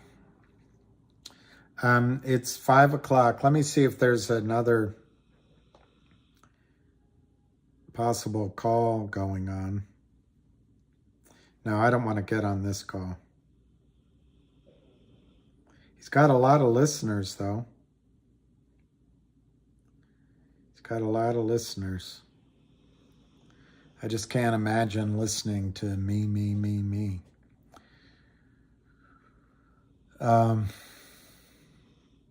I don't know what else to tell you. Jay thinks I should throw my books in the circular bin. And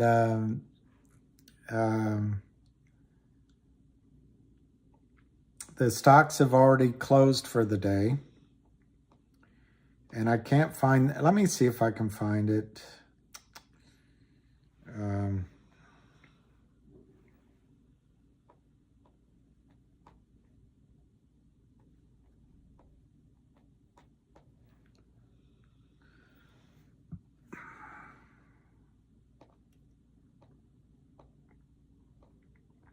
So stupid not to have saved it.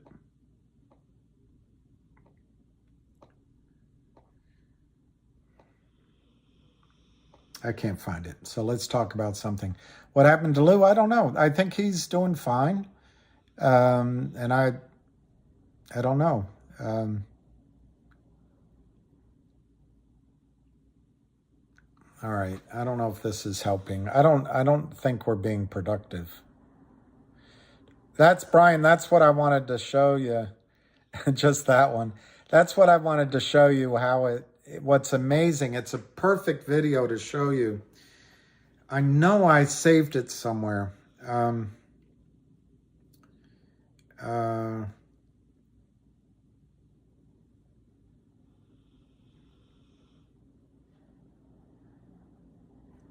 me see if it's here. I might be able to find it. Because it's perfect for it to answer your question, Brian. I just have to locate it.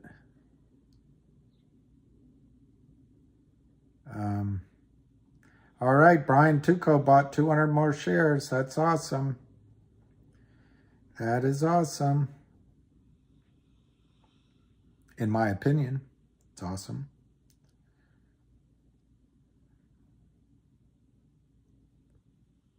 Okay, that didn't work. Who else could it be? Who else could it be?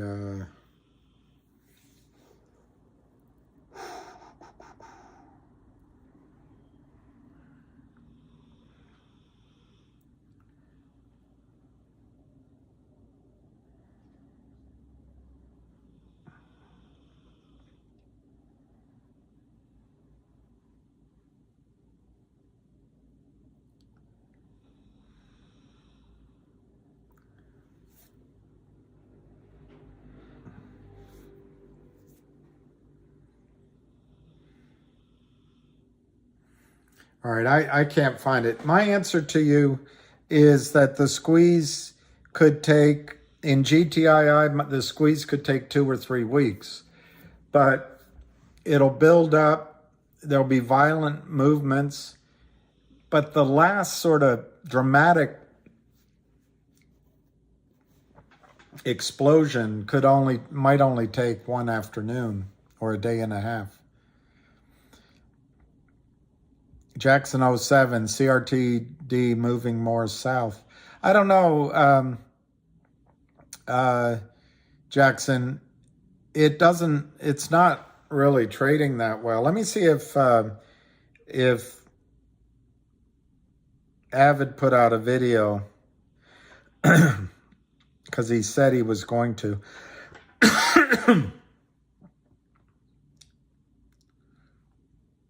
No, and let's see if ARCA put one out.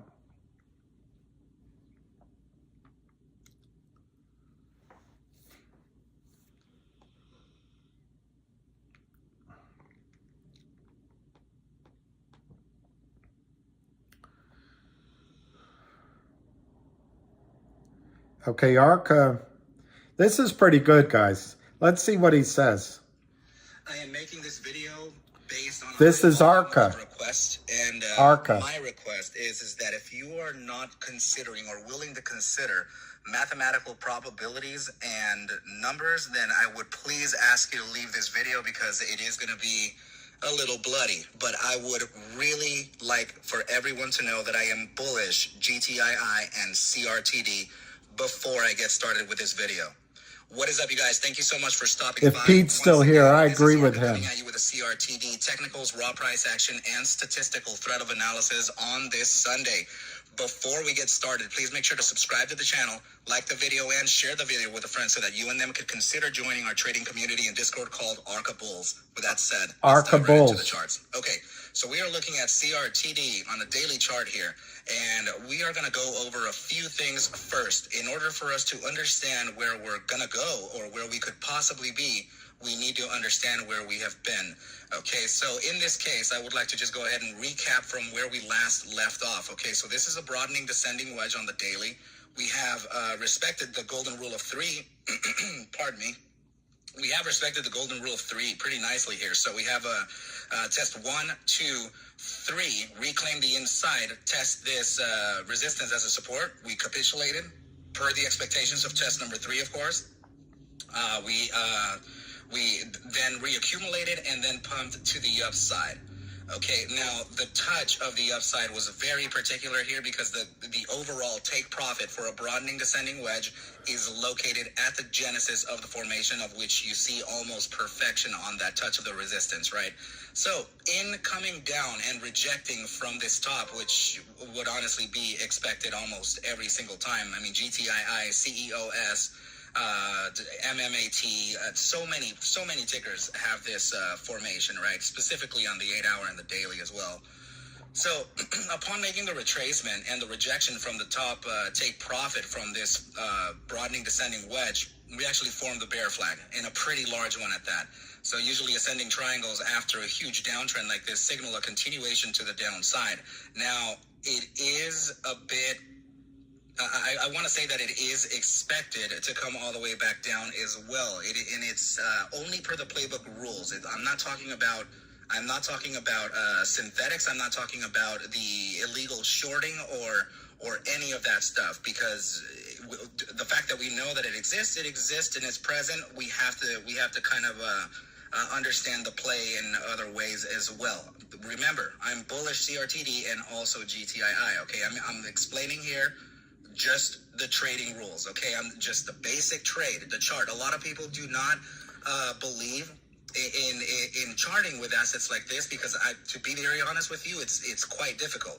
It's an entire challenge, and it's hard and it's actually very difficult. I agree with him. Let's move on. Which is why I made a trend line here, because it's probably likely that we can actually make a touch of the 7th percentile of momentum before an upside Let's move continuation. on. Down here, push up, gravitational zone, 14 days. Let's move on. Resistance, come back down to the downside. I signaled that January 23rd and enhanced MACD actually came about and signaled that on January 18th, and it has since continued to that downside.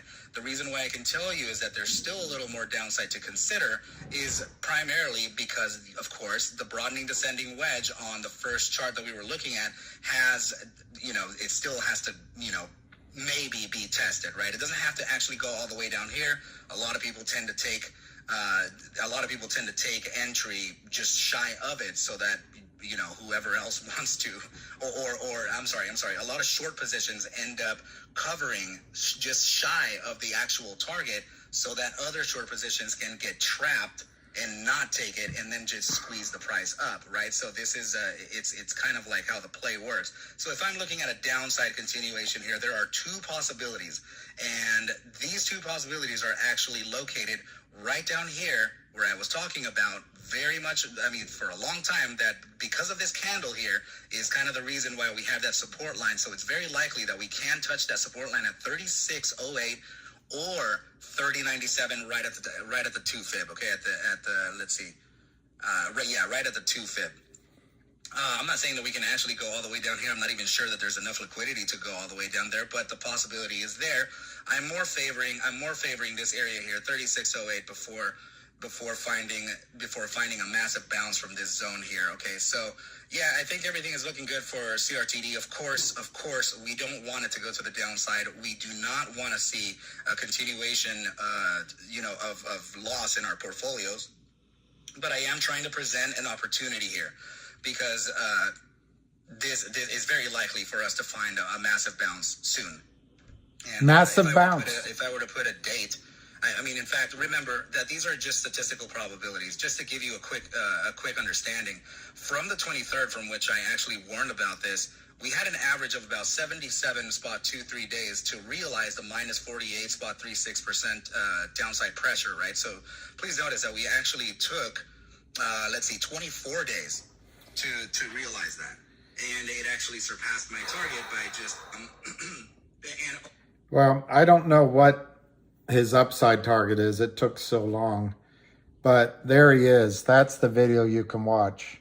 ARCA, CRT, brewing a massive upside. He never actually said his upside, and I got too bored.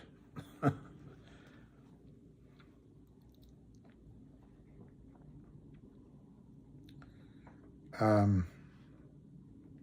wish I could figure out how to find this.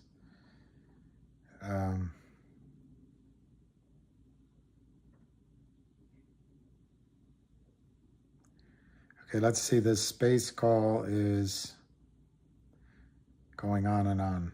All right, I'm not going to listen to that one.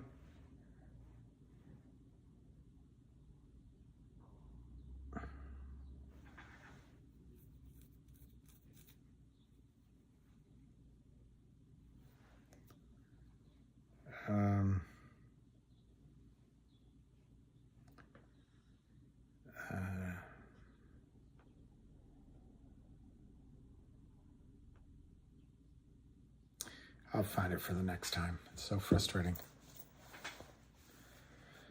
Yeah, Kevin, I agree with that. And I agree with somebody else just said it too. Ham, let me just see who it is. Diego just said it, that Ham says it. I don't believe all the technical stuff, although I find it interesting that he did kind of call that it would go down to this price level. I think there's some uncertainty going on, but as Jeremy said on his call that he held, he said the market's not taking our buyout seriously, and he implied they should be. So I'm highly optimistic in CRTD. It just doesn't feel good. See.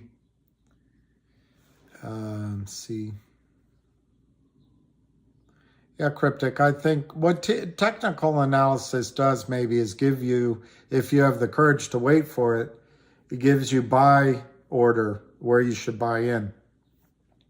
I'm never particularly good at waiting. And I think it'll go out the window, absolutely.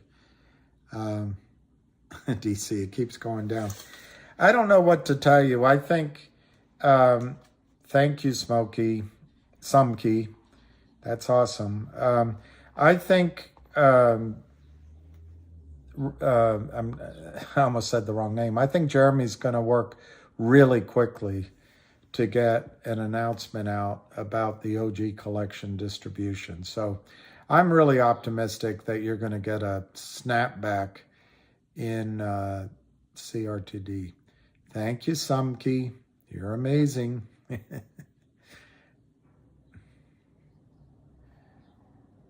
I can see 2 reds. GTII needs more volume. Yeah, when it goes to the upside. But I think the fact that GTII has very little volume right now is great. It means, if you were one of the criminals, wouldn't you want to crush it? I just don't think. Exactly. Hey, KYP. PYT. Thon Lee, the 1-800-lawyer deal, just check your news box this morning. There was great news on the 1-800-lawyer deal today. What do you do with an extra 800 DLS? Oh, dollars, GTII or CRTD? I think that you should listen to Avid's next video, but I think that the trading in GTII is already set up to have an explosive move to the upside. I think in the case of CRTD, you're bottom fishing, so you might have to wait longer. But I think CRTD, like a rubber band, is going to snap back to 70, 80, 90 cents, and it could be on its way to $1.90, $1.80, whatever, very quickly. If I had $800,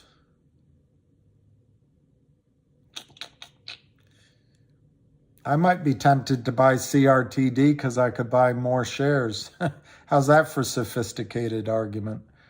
But GTII, I think the risk-reward setup right now is better in CRTD. In GTII, obviously, you have a little bit further to fall. I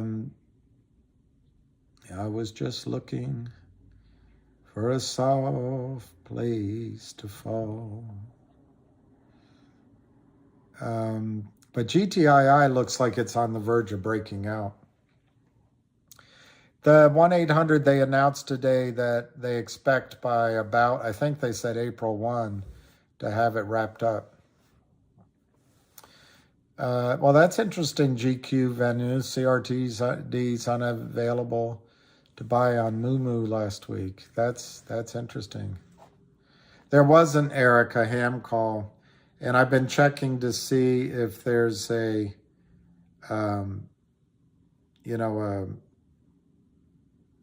interesting space call, but the one that's going on now, I'm just not all that interested in getting on. And it looks like it ended. It looks like it ended.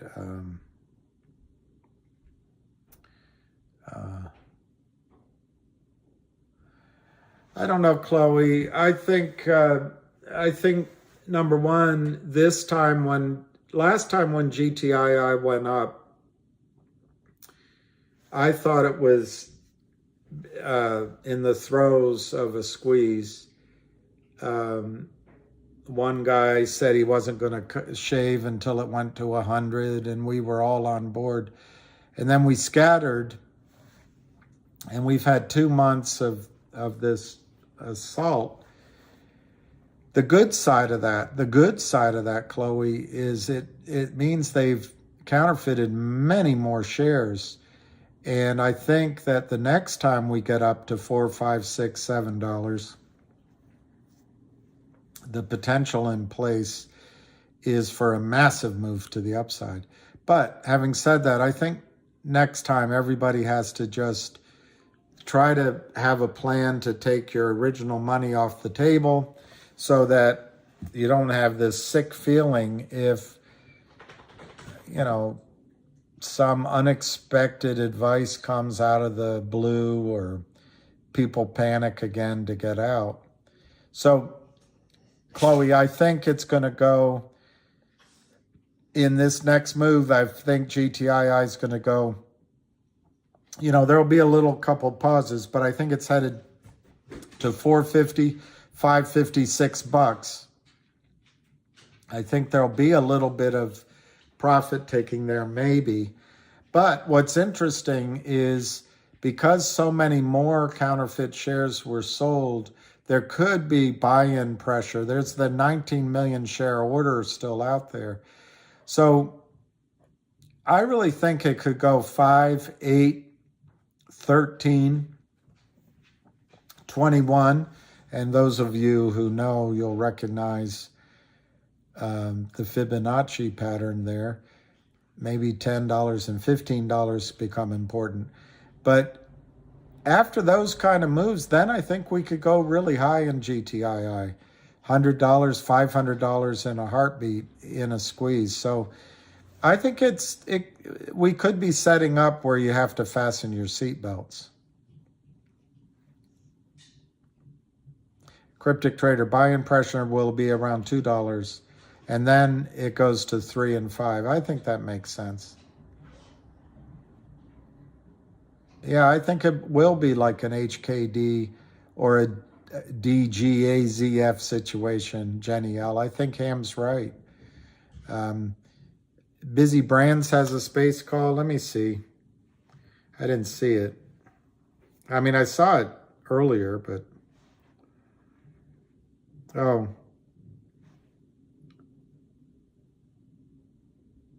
Ukraine war escalations with... Anyway, let's skip that one. That's not going to... Yeah, I don't really want to listen to this.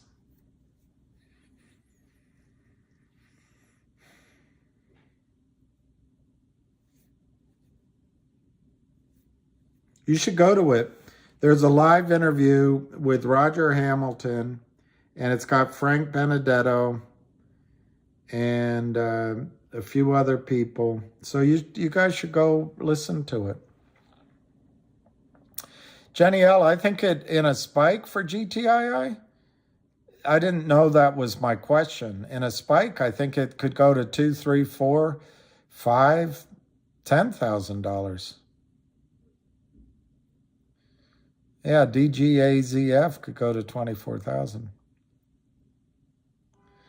Yeah, Father Guido Sarducci. I'm not going to read that out loud. I wish I could find this one video to show you. It's driving me crazy. She drives me crazy, and I don't mean maybe.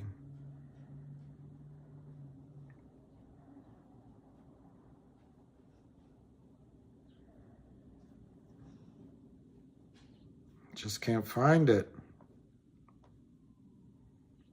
I'll find it late at night, and I'll save it for tomorrow.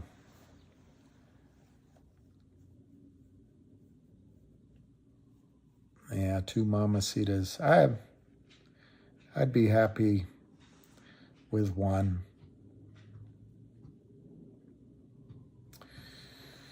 Anyway, all right. I think this is, I'll go for 9 more minutes. I think you should look. I tried to find Ham's call yesterday, and it looks like it wasn't recorded. So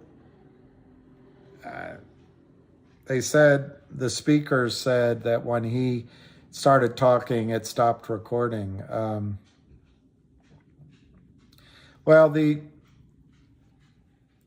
Busy Brands had a call with Ham Short Killer. All right, let me look.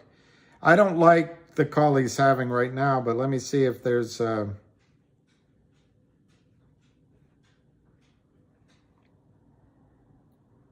Busy Brands. Let me find out.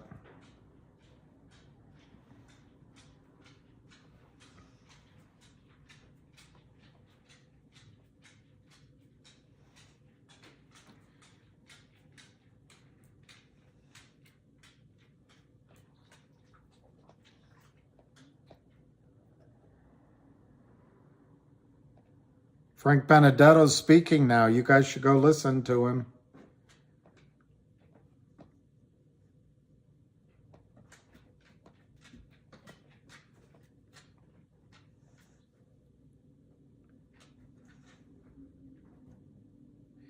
So yesterday, let me see if this is it. All right, you're on, Ham. This is, we can listen to this. Hey guys, welcome to the whatever call this is, but I'm here to motivate you and give you some ideas about where we're going forward fighting this battle. If you have any questions, I don't know how you're getting back to me, but I will answer them. But I just wanted to let you know that I posted a story about force protection from the Patrick Byrne days. I gave it to Patrick Byrne. He compiled the data, put it out in the story. It's about the naked short building a company that builds military trucks to protect our soldiers so their legs don't get blown off. The stock went from, I remember it like it was yesterday, went from $30 to $2, got taken over by General Dynamics at $5.40, I believe. And you say, oh, wow, great. But just think of the people that worked at the company who had options, stock options at $10 when the stock was $30. Telling their wives, oh, we're going to make a big hit. We worked here for 5 years, and now the stock goes down to 2. Everything that they had and worked for is gone. That's some of the damage that people don't see, besides the soldiers getting killed, which is, to me, no one seems to give a shit about it.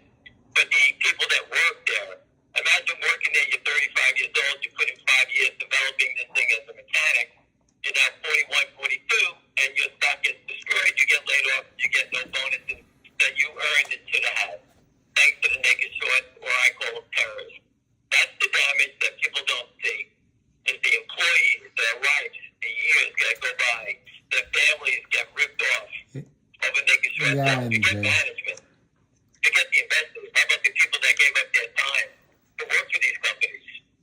I seen it in EKSO. I saw it when there were 2 people that need to operate the machine. Each person that had an injury that needed to learn how to walk again, they put him in the robot. They need two people to calibrate and help the injured person walk around. They were both physical therapists making like $80,000 or $100,000 working at a good facility. Are now technical technicians for this robot, and their bonus money is their stock option. Well, I watched the stock go from $5 down to 30 cents. They lost everything. No, it's not live. Working at their old This job is and trying to work calibrating this machine to help people walk again. Because these people lost all their money. And that's what we call the death spiral. Employees start to leave. They don't keep the technology. 18 hours ago, And it just becomes a Ham grinding of public was on we don't see it as a Busy go way behind, go way past that. Brands, And you can Busy actually see the Brands. damage it does to public companies. Now, I And don't know exactly you what can go to GTIIL Busy does or Brands GSM. I don't know to everybody hear what their this. business models are, but it's just that your employees are always under attack. The employees that you trained and built to understand your business, they start to leave. And that's why they call it a death spiral. These guys are not fools. They know you choke off the employees, they start to leave, the talent leaves,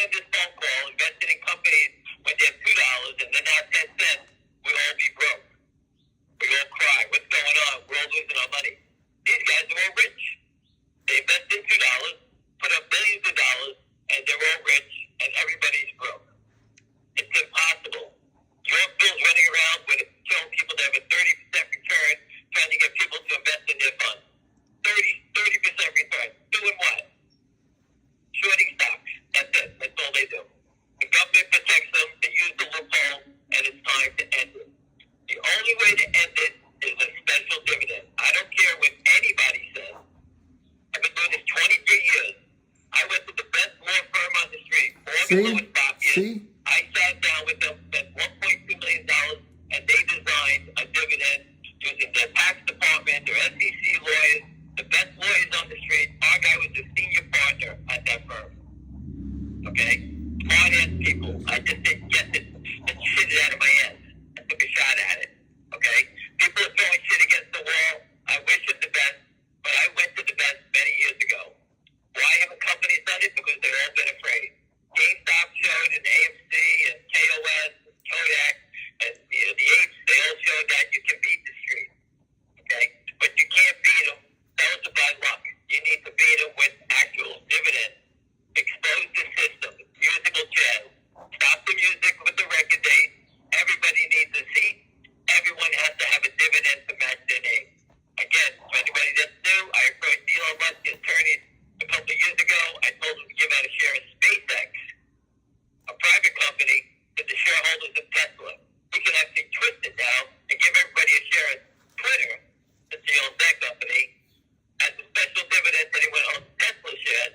Tesla stock will be $5,000 in about an hour, because no one can deliver shares of a private company. MMTLP will get that one. Okay? So you see the theory works. Get them short and make them deliver something they cannot create.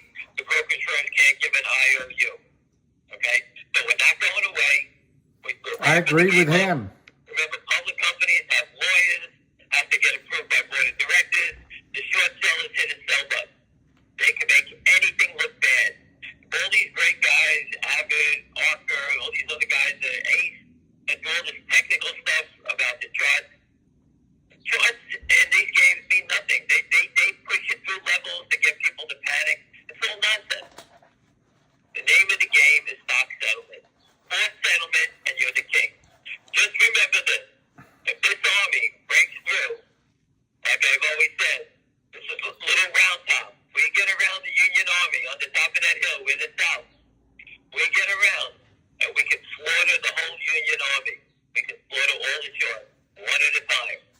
And that's their fear. Because once we get around, our army is it's gonna double, triple, quadruple in days. Because everybody's gonna want to know what heads we're gonna take off next. Okay? This is called payback the bitch. We're not going away. The SEC is gonna be shitting their pants because they know exactly what our plan is gonna be. And they can't do anything about it because what can they This do? is yesterday It ain't evening. gonna happen. So I think that the DTC gave us the proof in GTII. And just The story about his wife? A little shout out. COSM had some great proof when Robinhood shorted their stock and lost $60 million. And I said to Frank, hey Frank, get West Christian, get Discovery. What were their trades? What did their trades do? Well, obviously their trades, they shorted it first, killed it down. So that made people panic out. Then they turned around and bought it back and drove it up to 20 covering, losing $60 million. How many people bought stock at 16, 17, 18 thinking that it was going to continue going and for it to turn around and get killed again? So Robinhood needs to give Discovery to COSM, and when they get the Discovery, show us exactly what your trades did because you harm all our investors in the public company. So they actually have a good shot at getting Discovery, and they have good proof. All right? So out of all the companies I followed all these years, GTI has got it from the kings of the stock settlement system. The depository trust told us Alpine was defrauding the system. It's right there, black and white. It's not some bunch of maniacs just yelling on Twitter. Okay, we got the proof. COSM just got a gift from the gods about Robinhood taking a beating of $60 million. They want you to feel bad for them. Why, Jenny? What are you saying? Hey, Frank, get that management, go after them, use West Christian. Don't stop and go get them. Another company, FNGR, has that guy Jeffrey Easton at Alpine, I'm blank on him now. Liz Partners. If you're talking about the, okay, they're converting their I stock just, the best price they can get. I keep my confidences, Jenny. They got 500,000 shares. The company has the $4 million. They don't want the money back. So they're converting $1 million at a time and getting 500,000 But if shares. he, That's the most they can get.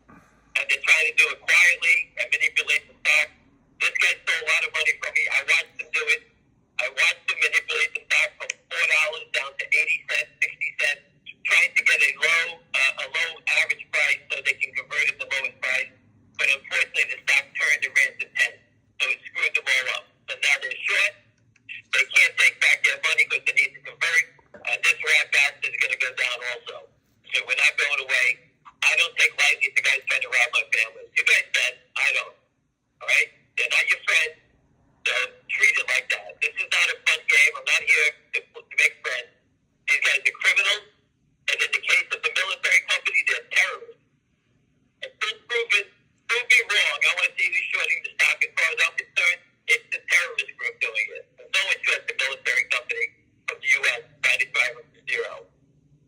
Okay, so this is a big game. You guys want to play the game? I put up the story about Etsy the other day, ETSY. Andrew left the other fraud, said that they're selling counterfeit clothes. He did a bear raid on the stock, knocked it down 10. Why? Because the stock has been running from 70 up to 130, and the shorts are getting their ass kicked. 140, I think it went to. So they needed to take the wind out of it. Sounds familiar. GTI just ran to 3. They beat it back down.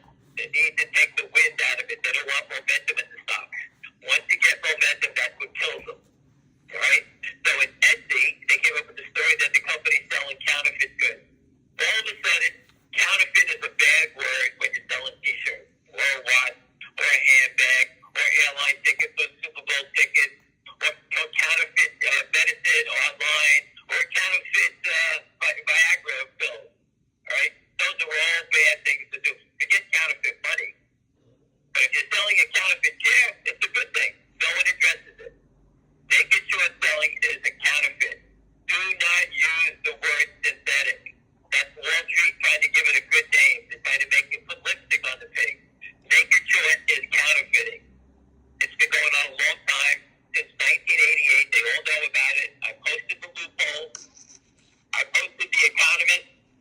Read that story, The Economist. It talks about the stock settlement system, and the regulators are rattled by the fails of delivering the system.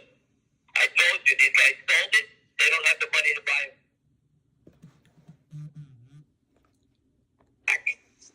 And that's why they keep holding stocks down. Because if they get away, they're dead. Okay, that's the game.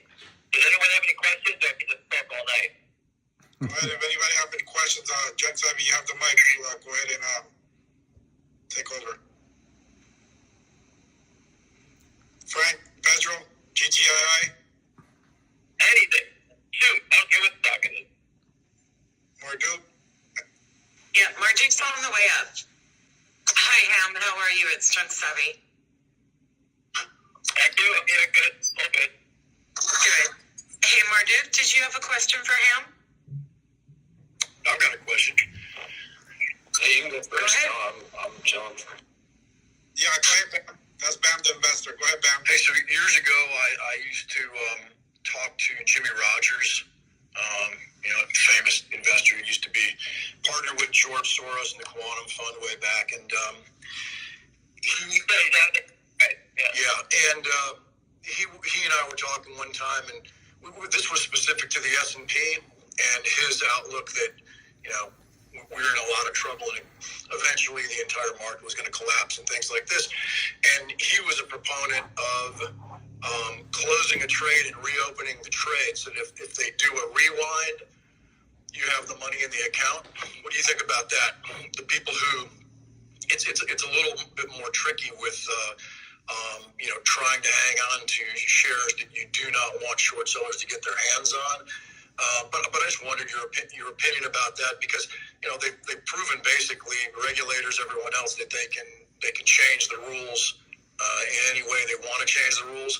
So I would imagine, and just like in the flash crash, that in some of these stocks they'll probably try to do a halt and then a rewind and basically take back any gains that you have as open profit. What's your opinion about closing and reopening? Yeah, there's many avenues to do. Trying to get shareholders to unite, play these games back is very difficult. People make mistakes. They'll get hurt. So the only thing I can see us doing, they don't want the longs to unite. That's the most important thing. That's why they keep trying to break it apart. So doing any kind of tricks that try to get, in the open market, playing games like they fight back. There's so many retail people, they'll get taken to the cleaners. It's a very sophisticated, thing to do. And,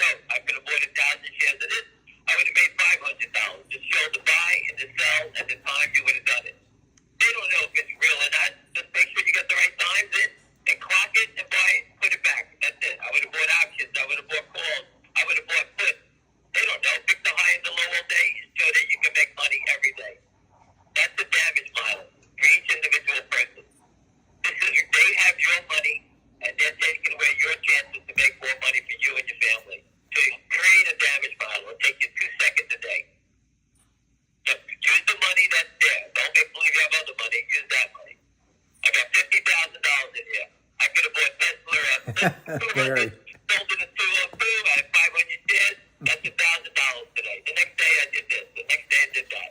I bought GTI at 170 and sold it at $2. 30 cents on 5,000 shares. That's $1,500. That's what you gonna do. But paper, it's called paper trading. But create a damage model and show everybody when they do knock on your door, hey, I could have made myself $80,000. Well, these are all winning trades. Well, I'm a good trader. What are they going to say? You're lying? That's not your business. They're the ones that are holding your money up. Okay? And it costs them to do it. It should cost them for holding your money up. So again, to answer your question, I think being sophisticated in trade, making people do things, is a little too much. I think we stay away. I would stay away from that. Ham, we have another question for you. Kitty and the cat, welcome to the mic. Thank you, Ms. Savvy. Hey, Ham, firstly, thank you on behalf of the MMTLP community for everything that you're doing. We appreciate it. No problem. Okay, my question is, I can't help but notice that around the same time that naked shorting or counterfeiting, as you've stated we should call it, around the same time as that became prevalent, what also happened is that 401k plans became the preferred way for, working America to amass their savings. And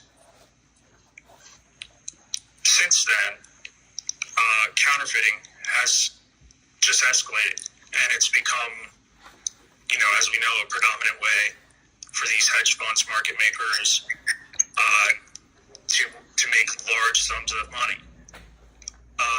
My question is that not a coincidence? Do you believe that the SEC is basically allowing the top 1%, the billionaires, to skim off the top of all these companies that we're invested in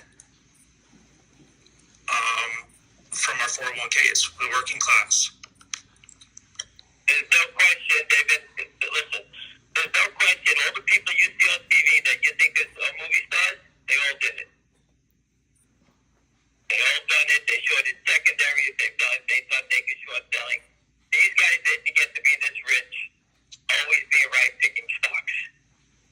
Everybody takes a beating in stocks. If I was 60% winning and 40% losing, I did very well.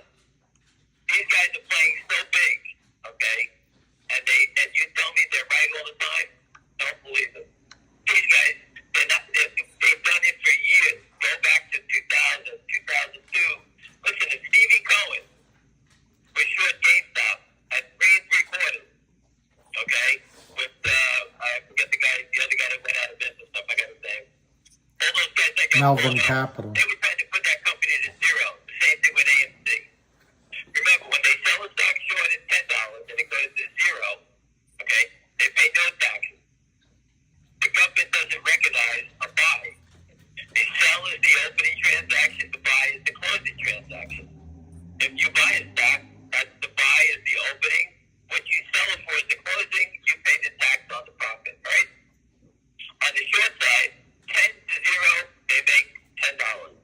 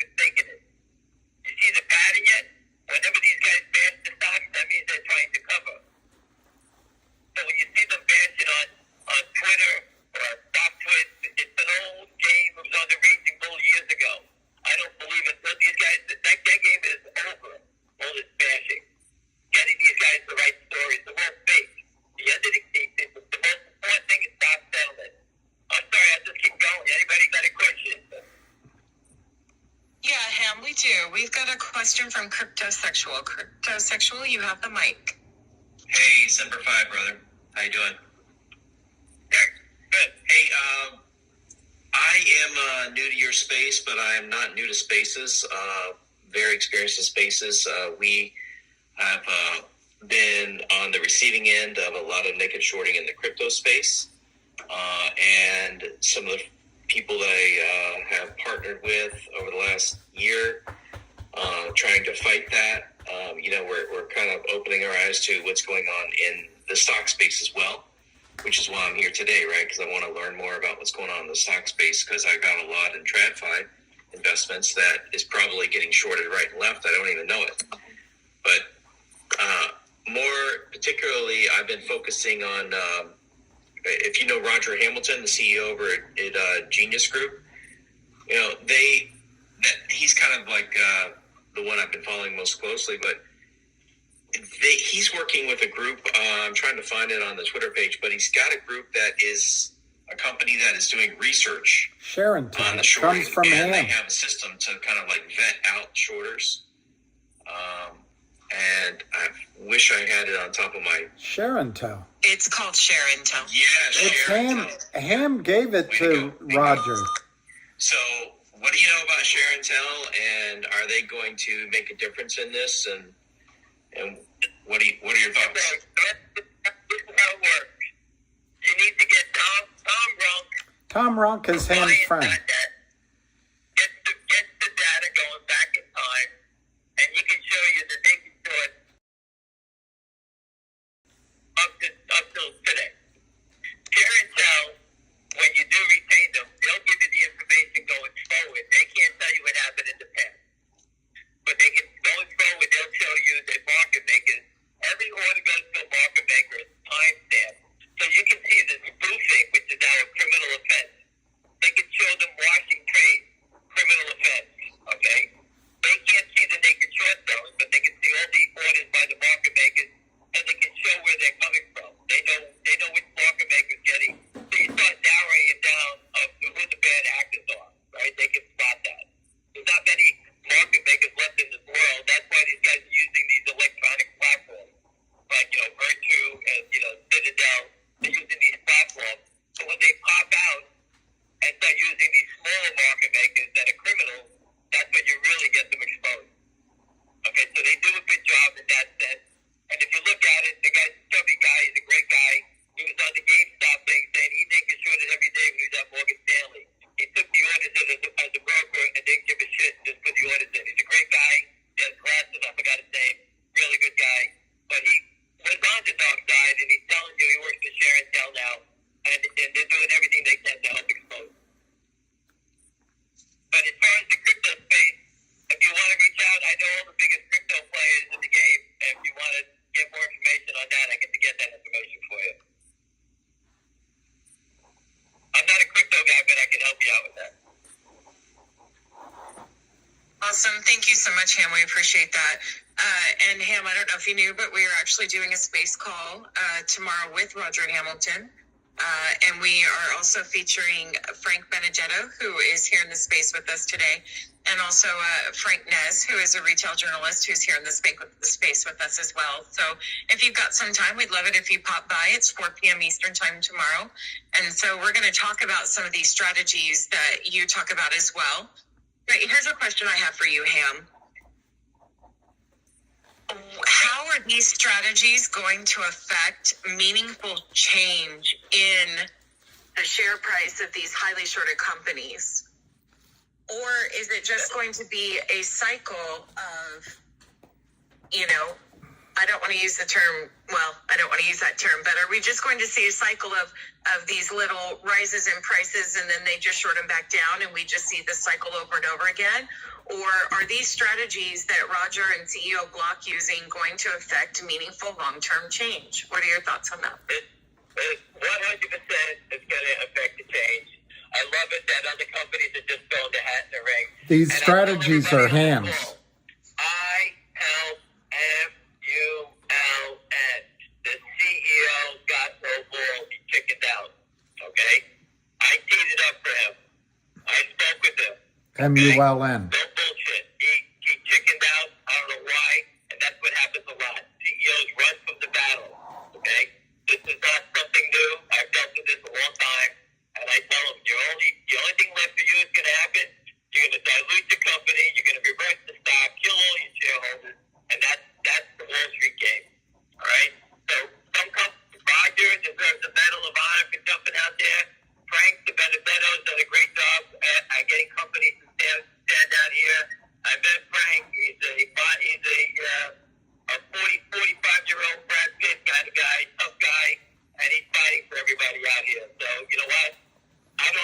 He's also friends with Kurt Kramer. But he's a guy I respect. He's out here fighting for him, and he's yelling, and he's trying to save the best for his family. He's trying to best for his friends, and he's got the guy who's got your back. It's not an easy game. Everyone on this call, I post stuff on Twitter for you to read and get educated about the past. I don't post it to give everybody a headache, and they say to me, "Oh my God, you're posting like crazy." I post for you to read. I'm basically your librarian here. I'm giving you the monarch code to understand naked short selling in a few minutes. Okay, it's not an easy battle. They change the game daily. It's not easy. I get it. As they change, I try to stay ahead of it, try to teach you. That's why I used to have calls every day at 3:30 because when we first started the battle in GTII, we were going toe to toe with the Kramers and their little market maker friends. Okay? We busted out the Kramers when the stock went to 3. Alpine jumped in, okay, took over the Kramer liability, the LLC, that we don't know the name of, okay? They gave it to Alpine. The stock went to 9. Yes, yesterday. Okay? Yesterday. Don't get me wrong. At the end of the day, the paper trail is going to lead back to all the crypto. They all think it goes away, but the sell tickets never go away. And all these guys are in it for one reason: to steal money. They're not here to just write sell tickets. At the end of the day, I believe Alpine reached out to their friends and said, "Hey, the Kramers are short 100 million shares in the stock at $1. There's $200 million that's in the account. They can't cover it. Let's take it over." The Kramers probably told all their friends, "Hey, get 10 guys. Hey, I got 200 million here. If we kill this company, we'll whack up 10 million apiece." And that's why you see all these new bandits in the stock. All right? That's the thing that I can, that's in my eyes, that's visually what's going on here.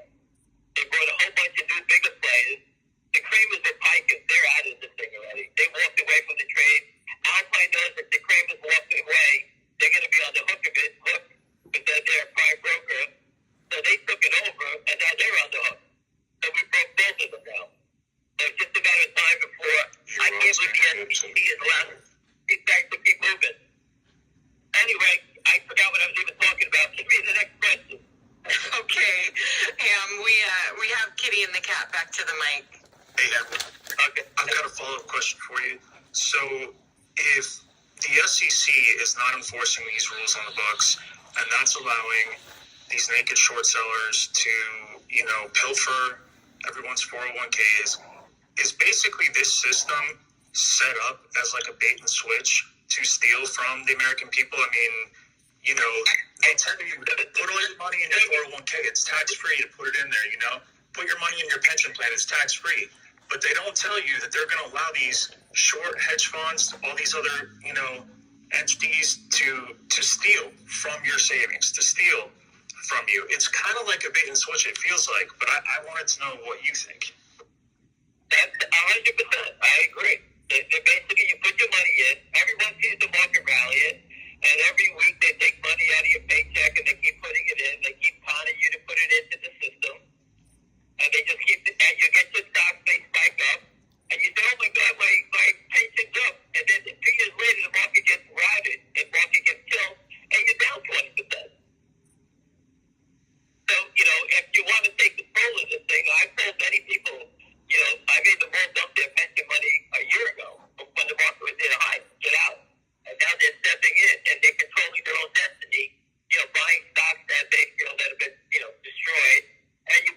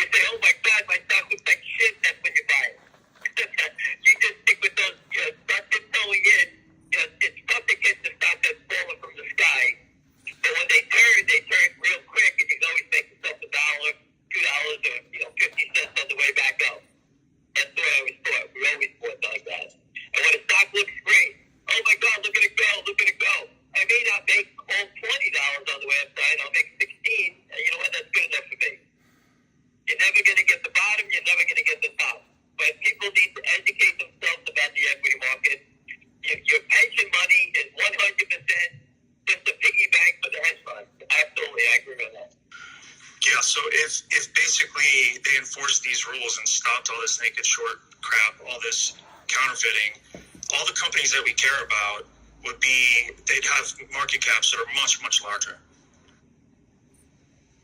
But that's the problem. The SEC has allowed this to go on.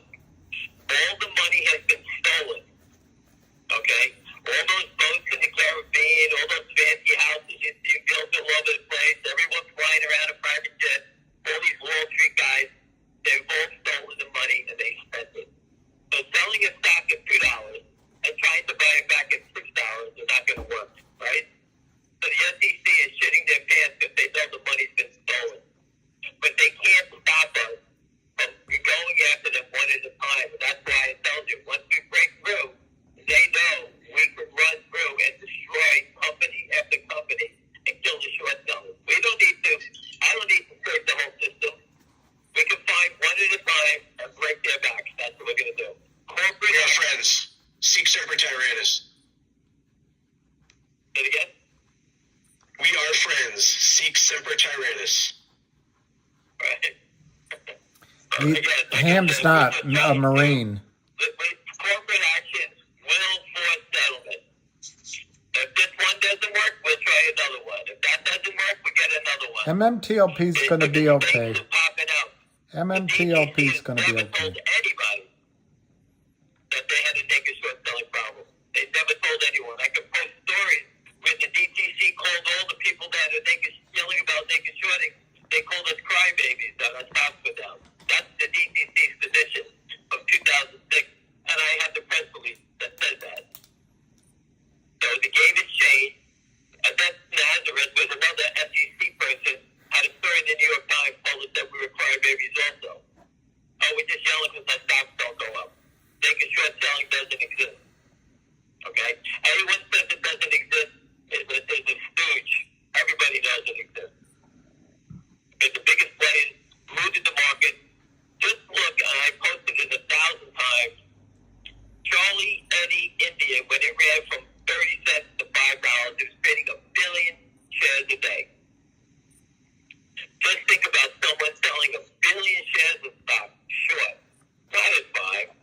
Think it's 350. The stock went down to 20 cents. They made at least $2 billion shorting CEI. They couldn't make $2 billion trading Tesla if they tried. You can't buy enough of it, and you won't be able to ride it long enough. But in these small stocks, the volume is what they need. They're not doing it, and I'll give you an example of how volume important it is. BRAG has got a $10 million debenture with Lynn Partners. It trades 3,000 shares a day. How is Lynn Partners going to get their $10 million out of that stock? They're going to have to short it down eventually, all right, to kill it. But they're trying to bait people into buyers. By the company having good news, they want to bring buyers into that stock.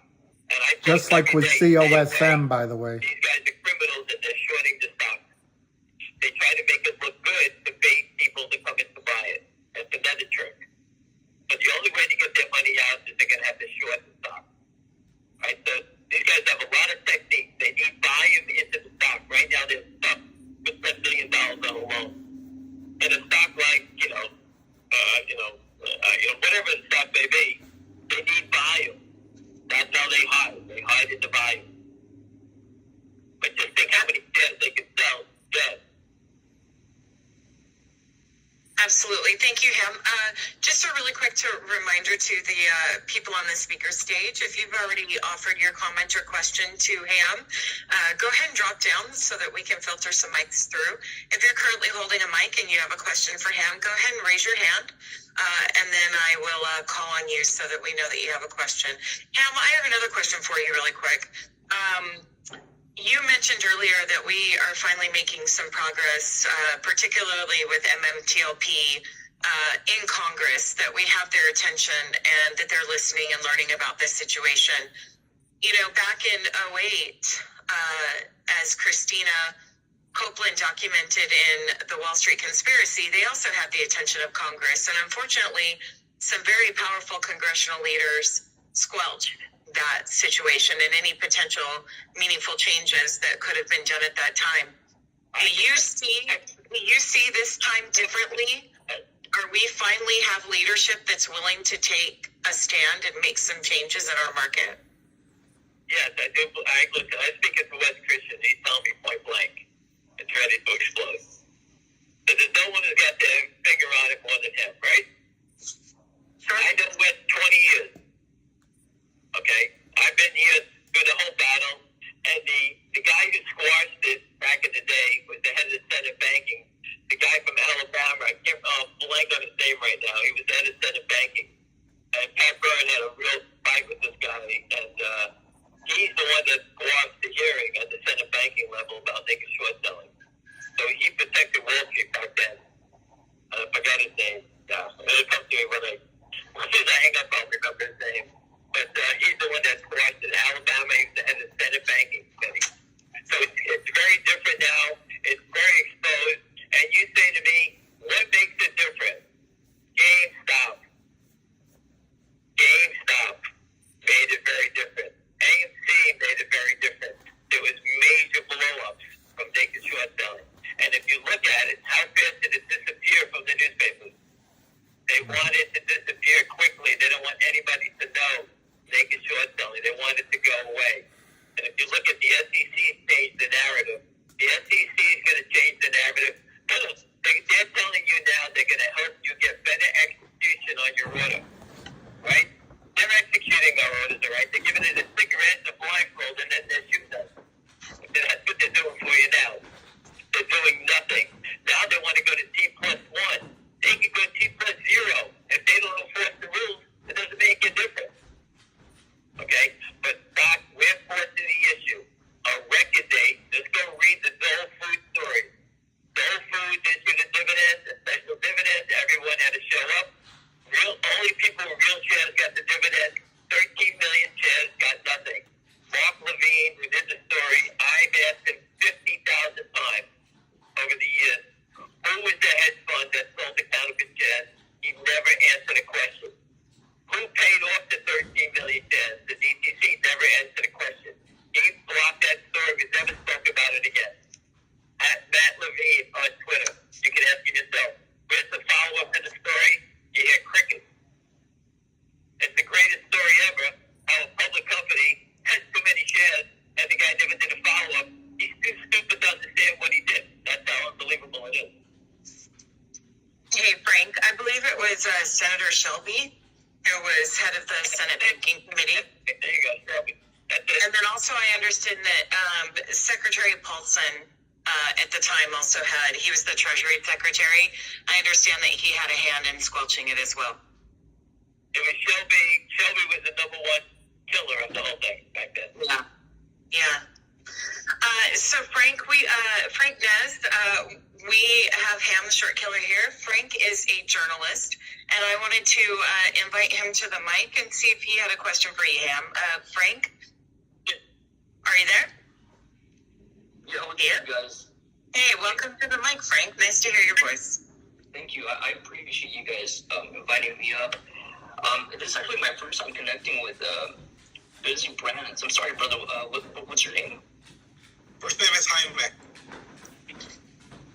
Okay. Cool. Yeah. No, guys. I think what you guys are doing is just incredible. I know that there's retail investors who are on the side of the fence where they're still a little skeptical of what's happening, and so I think that it's really cool that tomorrow we're going to get together with Roger and some other people that are already up here on the board. But I think it's very important that we do continue to raise awareness and just continue to speak on the topics. There's a lot of great points made earlier in the conversations with, how we're investing to essentially for the future of the families and the friends. And this can only really happen by tackling all this bullshit pretty much today, right? Today we have the social media outlets, we have the people, we have the communities. It's not like before, like the previous decades. We're in a completely different time. And I think that we're very fortunate that we get a chance to do this today. But this is primarily why it's one of my biggest, and this is actually I take this very personally. I use my platform as a way to elevate retail Du Bois, to bring awareness on these issues with naked shorting, dark pools, etc. I was actually recently a contributing writer for The Street. Good points. I'm sure some of you guys are familiar with that. Those are all good points Platform, but that you guys are making. To write an article for that media website, and actually touched topic on dark pools. I figured I would surprise the company. I don't think they were really expecting me to go in a little deep, but I did that just because I know that the community really wanted me to push something that bigger media outlets weren't necessarily. I'm gonna stop it there. I'm tired of listening to that guy. Look, I'm sorry I'm skeptical on a couple of these people, because of all the companies we've been involved with, there's only one that's taken money out of the market. Anyway, you know how I feel about that. GTII is on your side. I think Jeremy is going to, I think, well, Ham was good. I'm just not sure. Oh, excuse me. Anyway, Lion, I'll get on your next call, and Marduk's and all that. It was from yesterday. I missed it. I think Ham did a good job. I'd like to listen more of what Ham said, but I know most of what he says usually anyway. What Ham's amazing about, Ham has recall for trades that is almost photograph, and he can do it during the day too. It's pretty amazing. But that's what you get when you're a high pressure trader on a desk. So anyway, what time is it? I might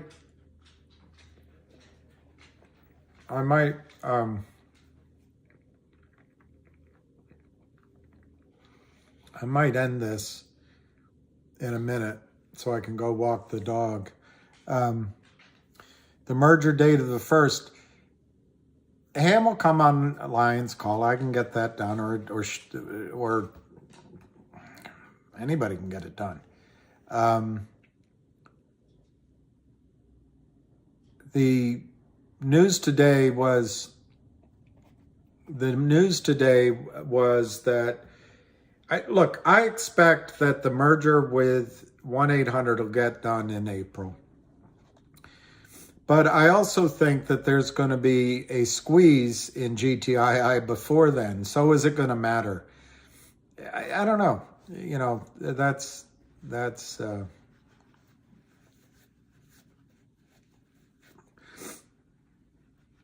so anyway, I think I'm going to end this unless there's something coming soon, because my dog is making me feel very guilty.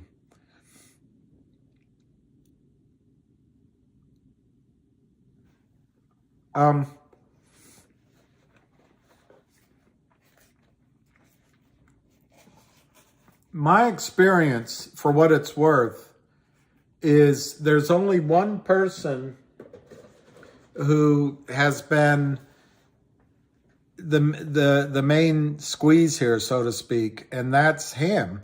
And everybody's listening to him. I know these young people are, I'm sorry about it, are enamored of Roger Hamilton Jeff, and that's great. He's doing a great job. Ham says only good things about him, but the ideas are all from Ham. Same now with COSM, is, you know. Anyway, I just want to emphasize that when you're listening to Ham, you're getting the prime mover, and it's terrific and it's great. Ham doesn't want credit, and he just wants more people joining the fight, and that's what makes him a great leader as far as I'm concerned. I would love to eat your banana bread, but I think I'm going to go walk Lucky, and I'll see you guys tomorrow. I'm sorry it was a little more freeform today. Today's news was great on GTII. I expect more news this week on GTII too. I don't know what sic semper tyrannis. Is that the Marines? I don't know what it means, and I'm respectful. Semper tyrannis, I have no idea. But they misunderstand. Ham didn't serve. Oh, walnuts and chocolate. That sounds good. All right, everyone. We'll live to fight another day. Today was great in Frank stock, frankly, CNLV and Avid stock, and death to tyrants. Well, yeah, Ham had no idea either. Oh, it's what they said as they jumped on the stage. Booth jumped on the stage after he shot. Lordy. Who would quote that? Who would quote that? That's when they murdered Lincoln. Yeah, that's terrible. Other than that, Mrs. Lincoln, I've gone down to it's right down here next to the FBI building, and I've gone in. It was a small theater. Semper Fi is always famous. I am not saying that, lion of all. Frank equals Lou and Bill. Oh, yeah. Well, but Frank is also thus always to tyrants. That's good. Frank has also admitted that he's defended Kurt Kramer. And so one thing I get concerned about, who said that?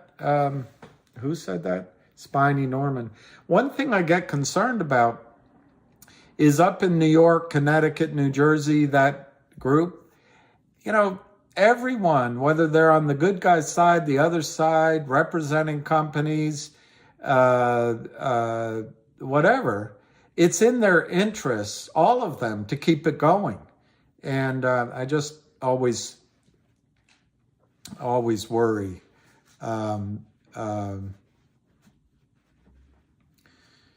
everyone's got to look out for something, I guess.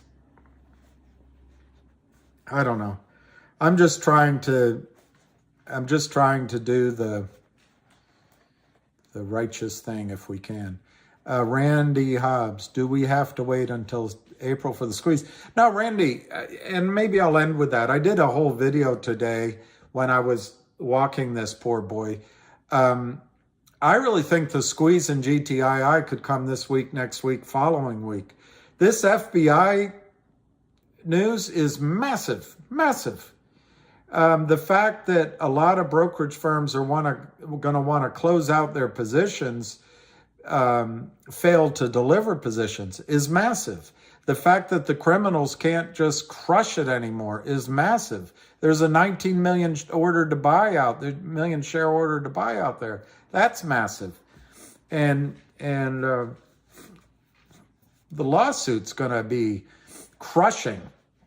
So I just have a feeling it could happen sooner. But guys, I've been wrong. I've been wrong for months on it. Yeah, the sooner it squeezes, the higher it goes. Yes and no. It depends on the situation in the future. But I think, Chris, in the sense that if it squeezes first or second, the higher it goes, because you're only going to have one or two of these squeeze before, Senator somebody or other is going to call for shutting the market down.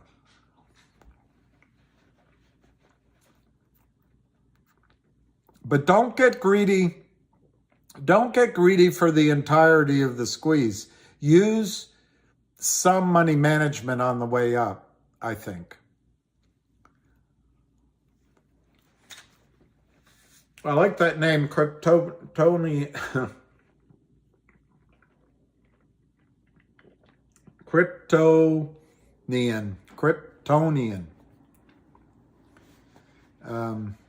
I appreciate all of you guys. So we'll leave it there for until tomorrow, huh? And I wish you all the best. Peace, love, and happiness. Cheers.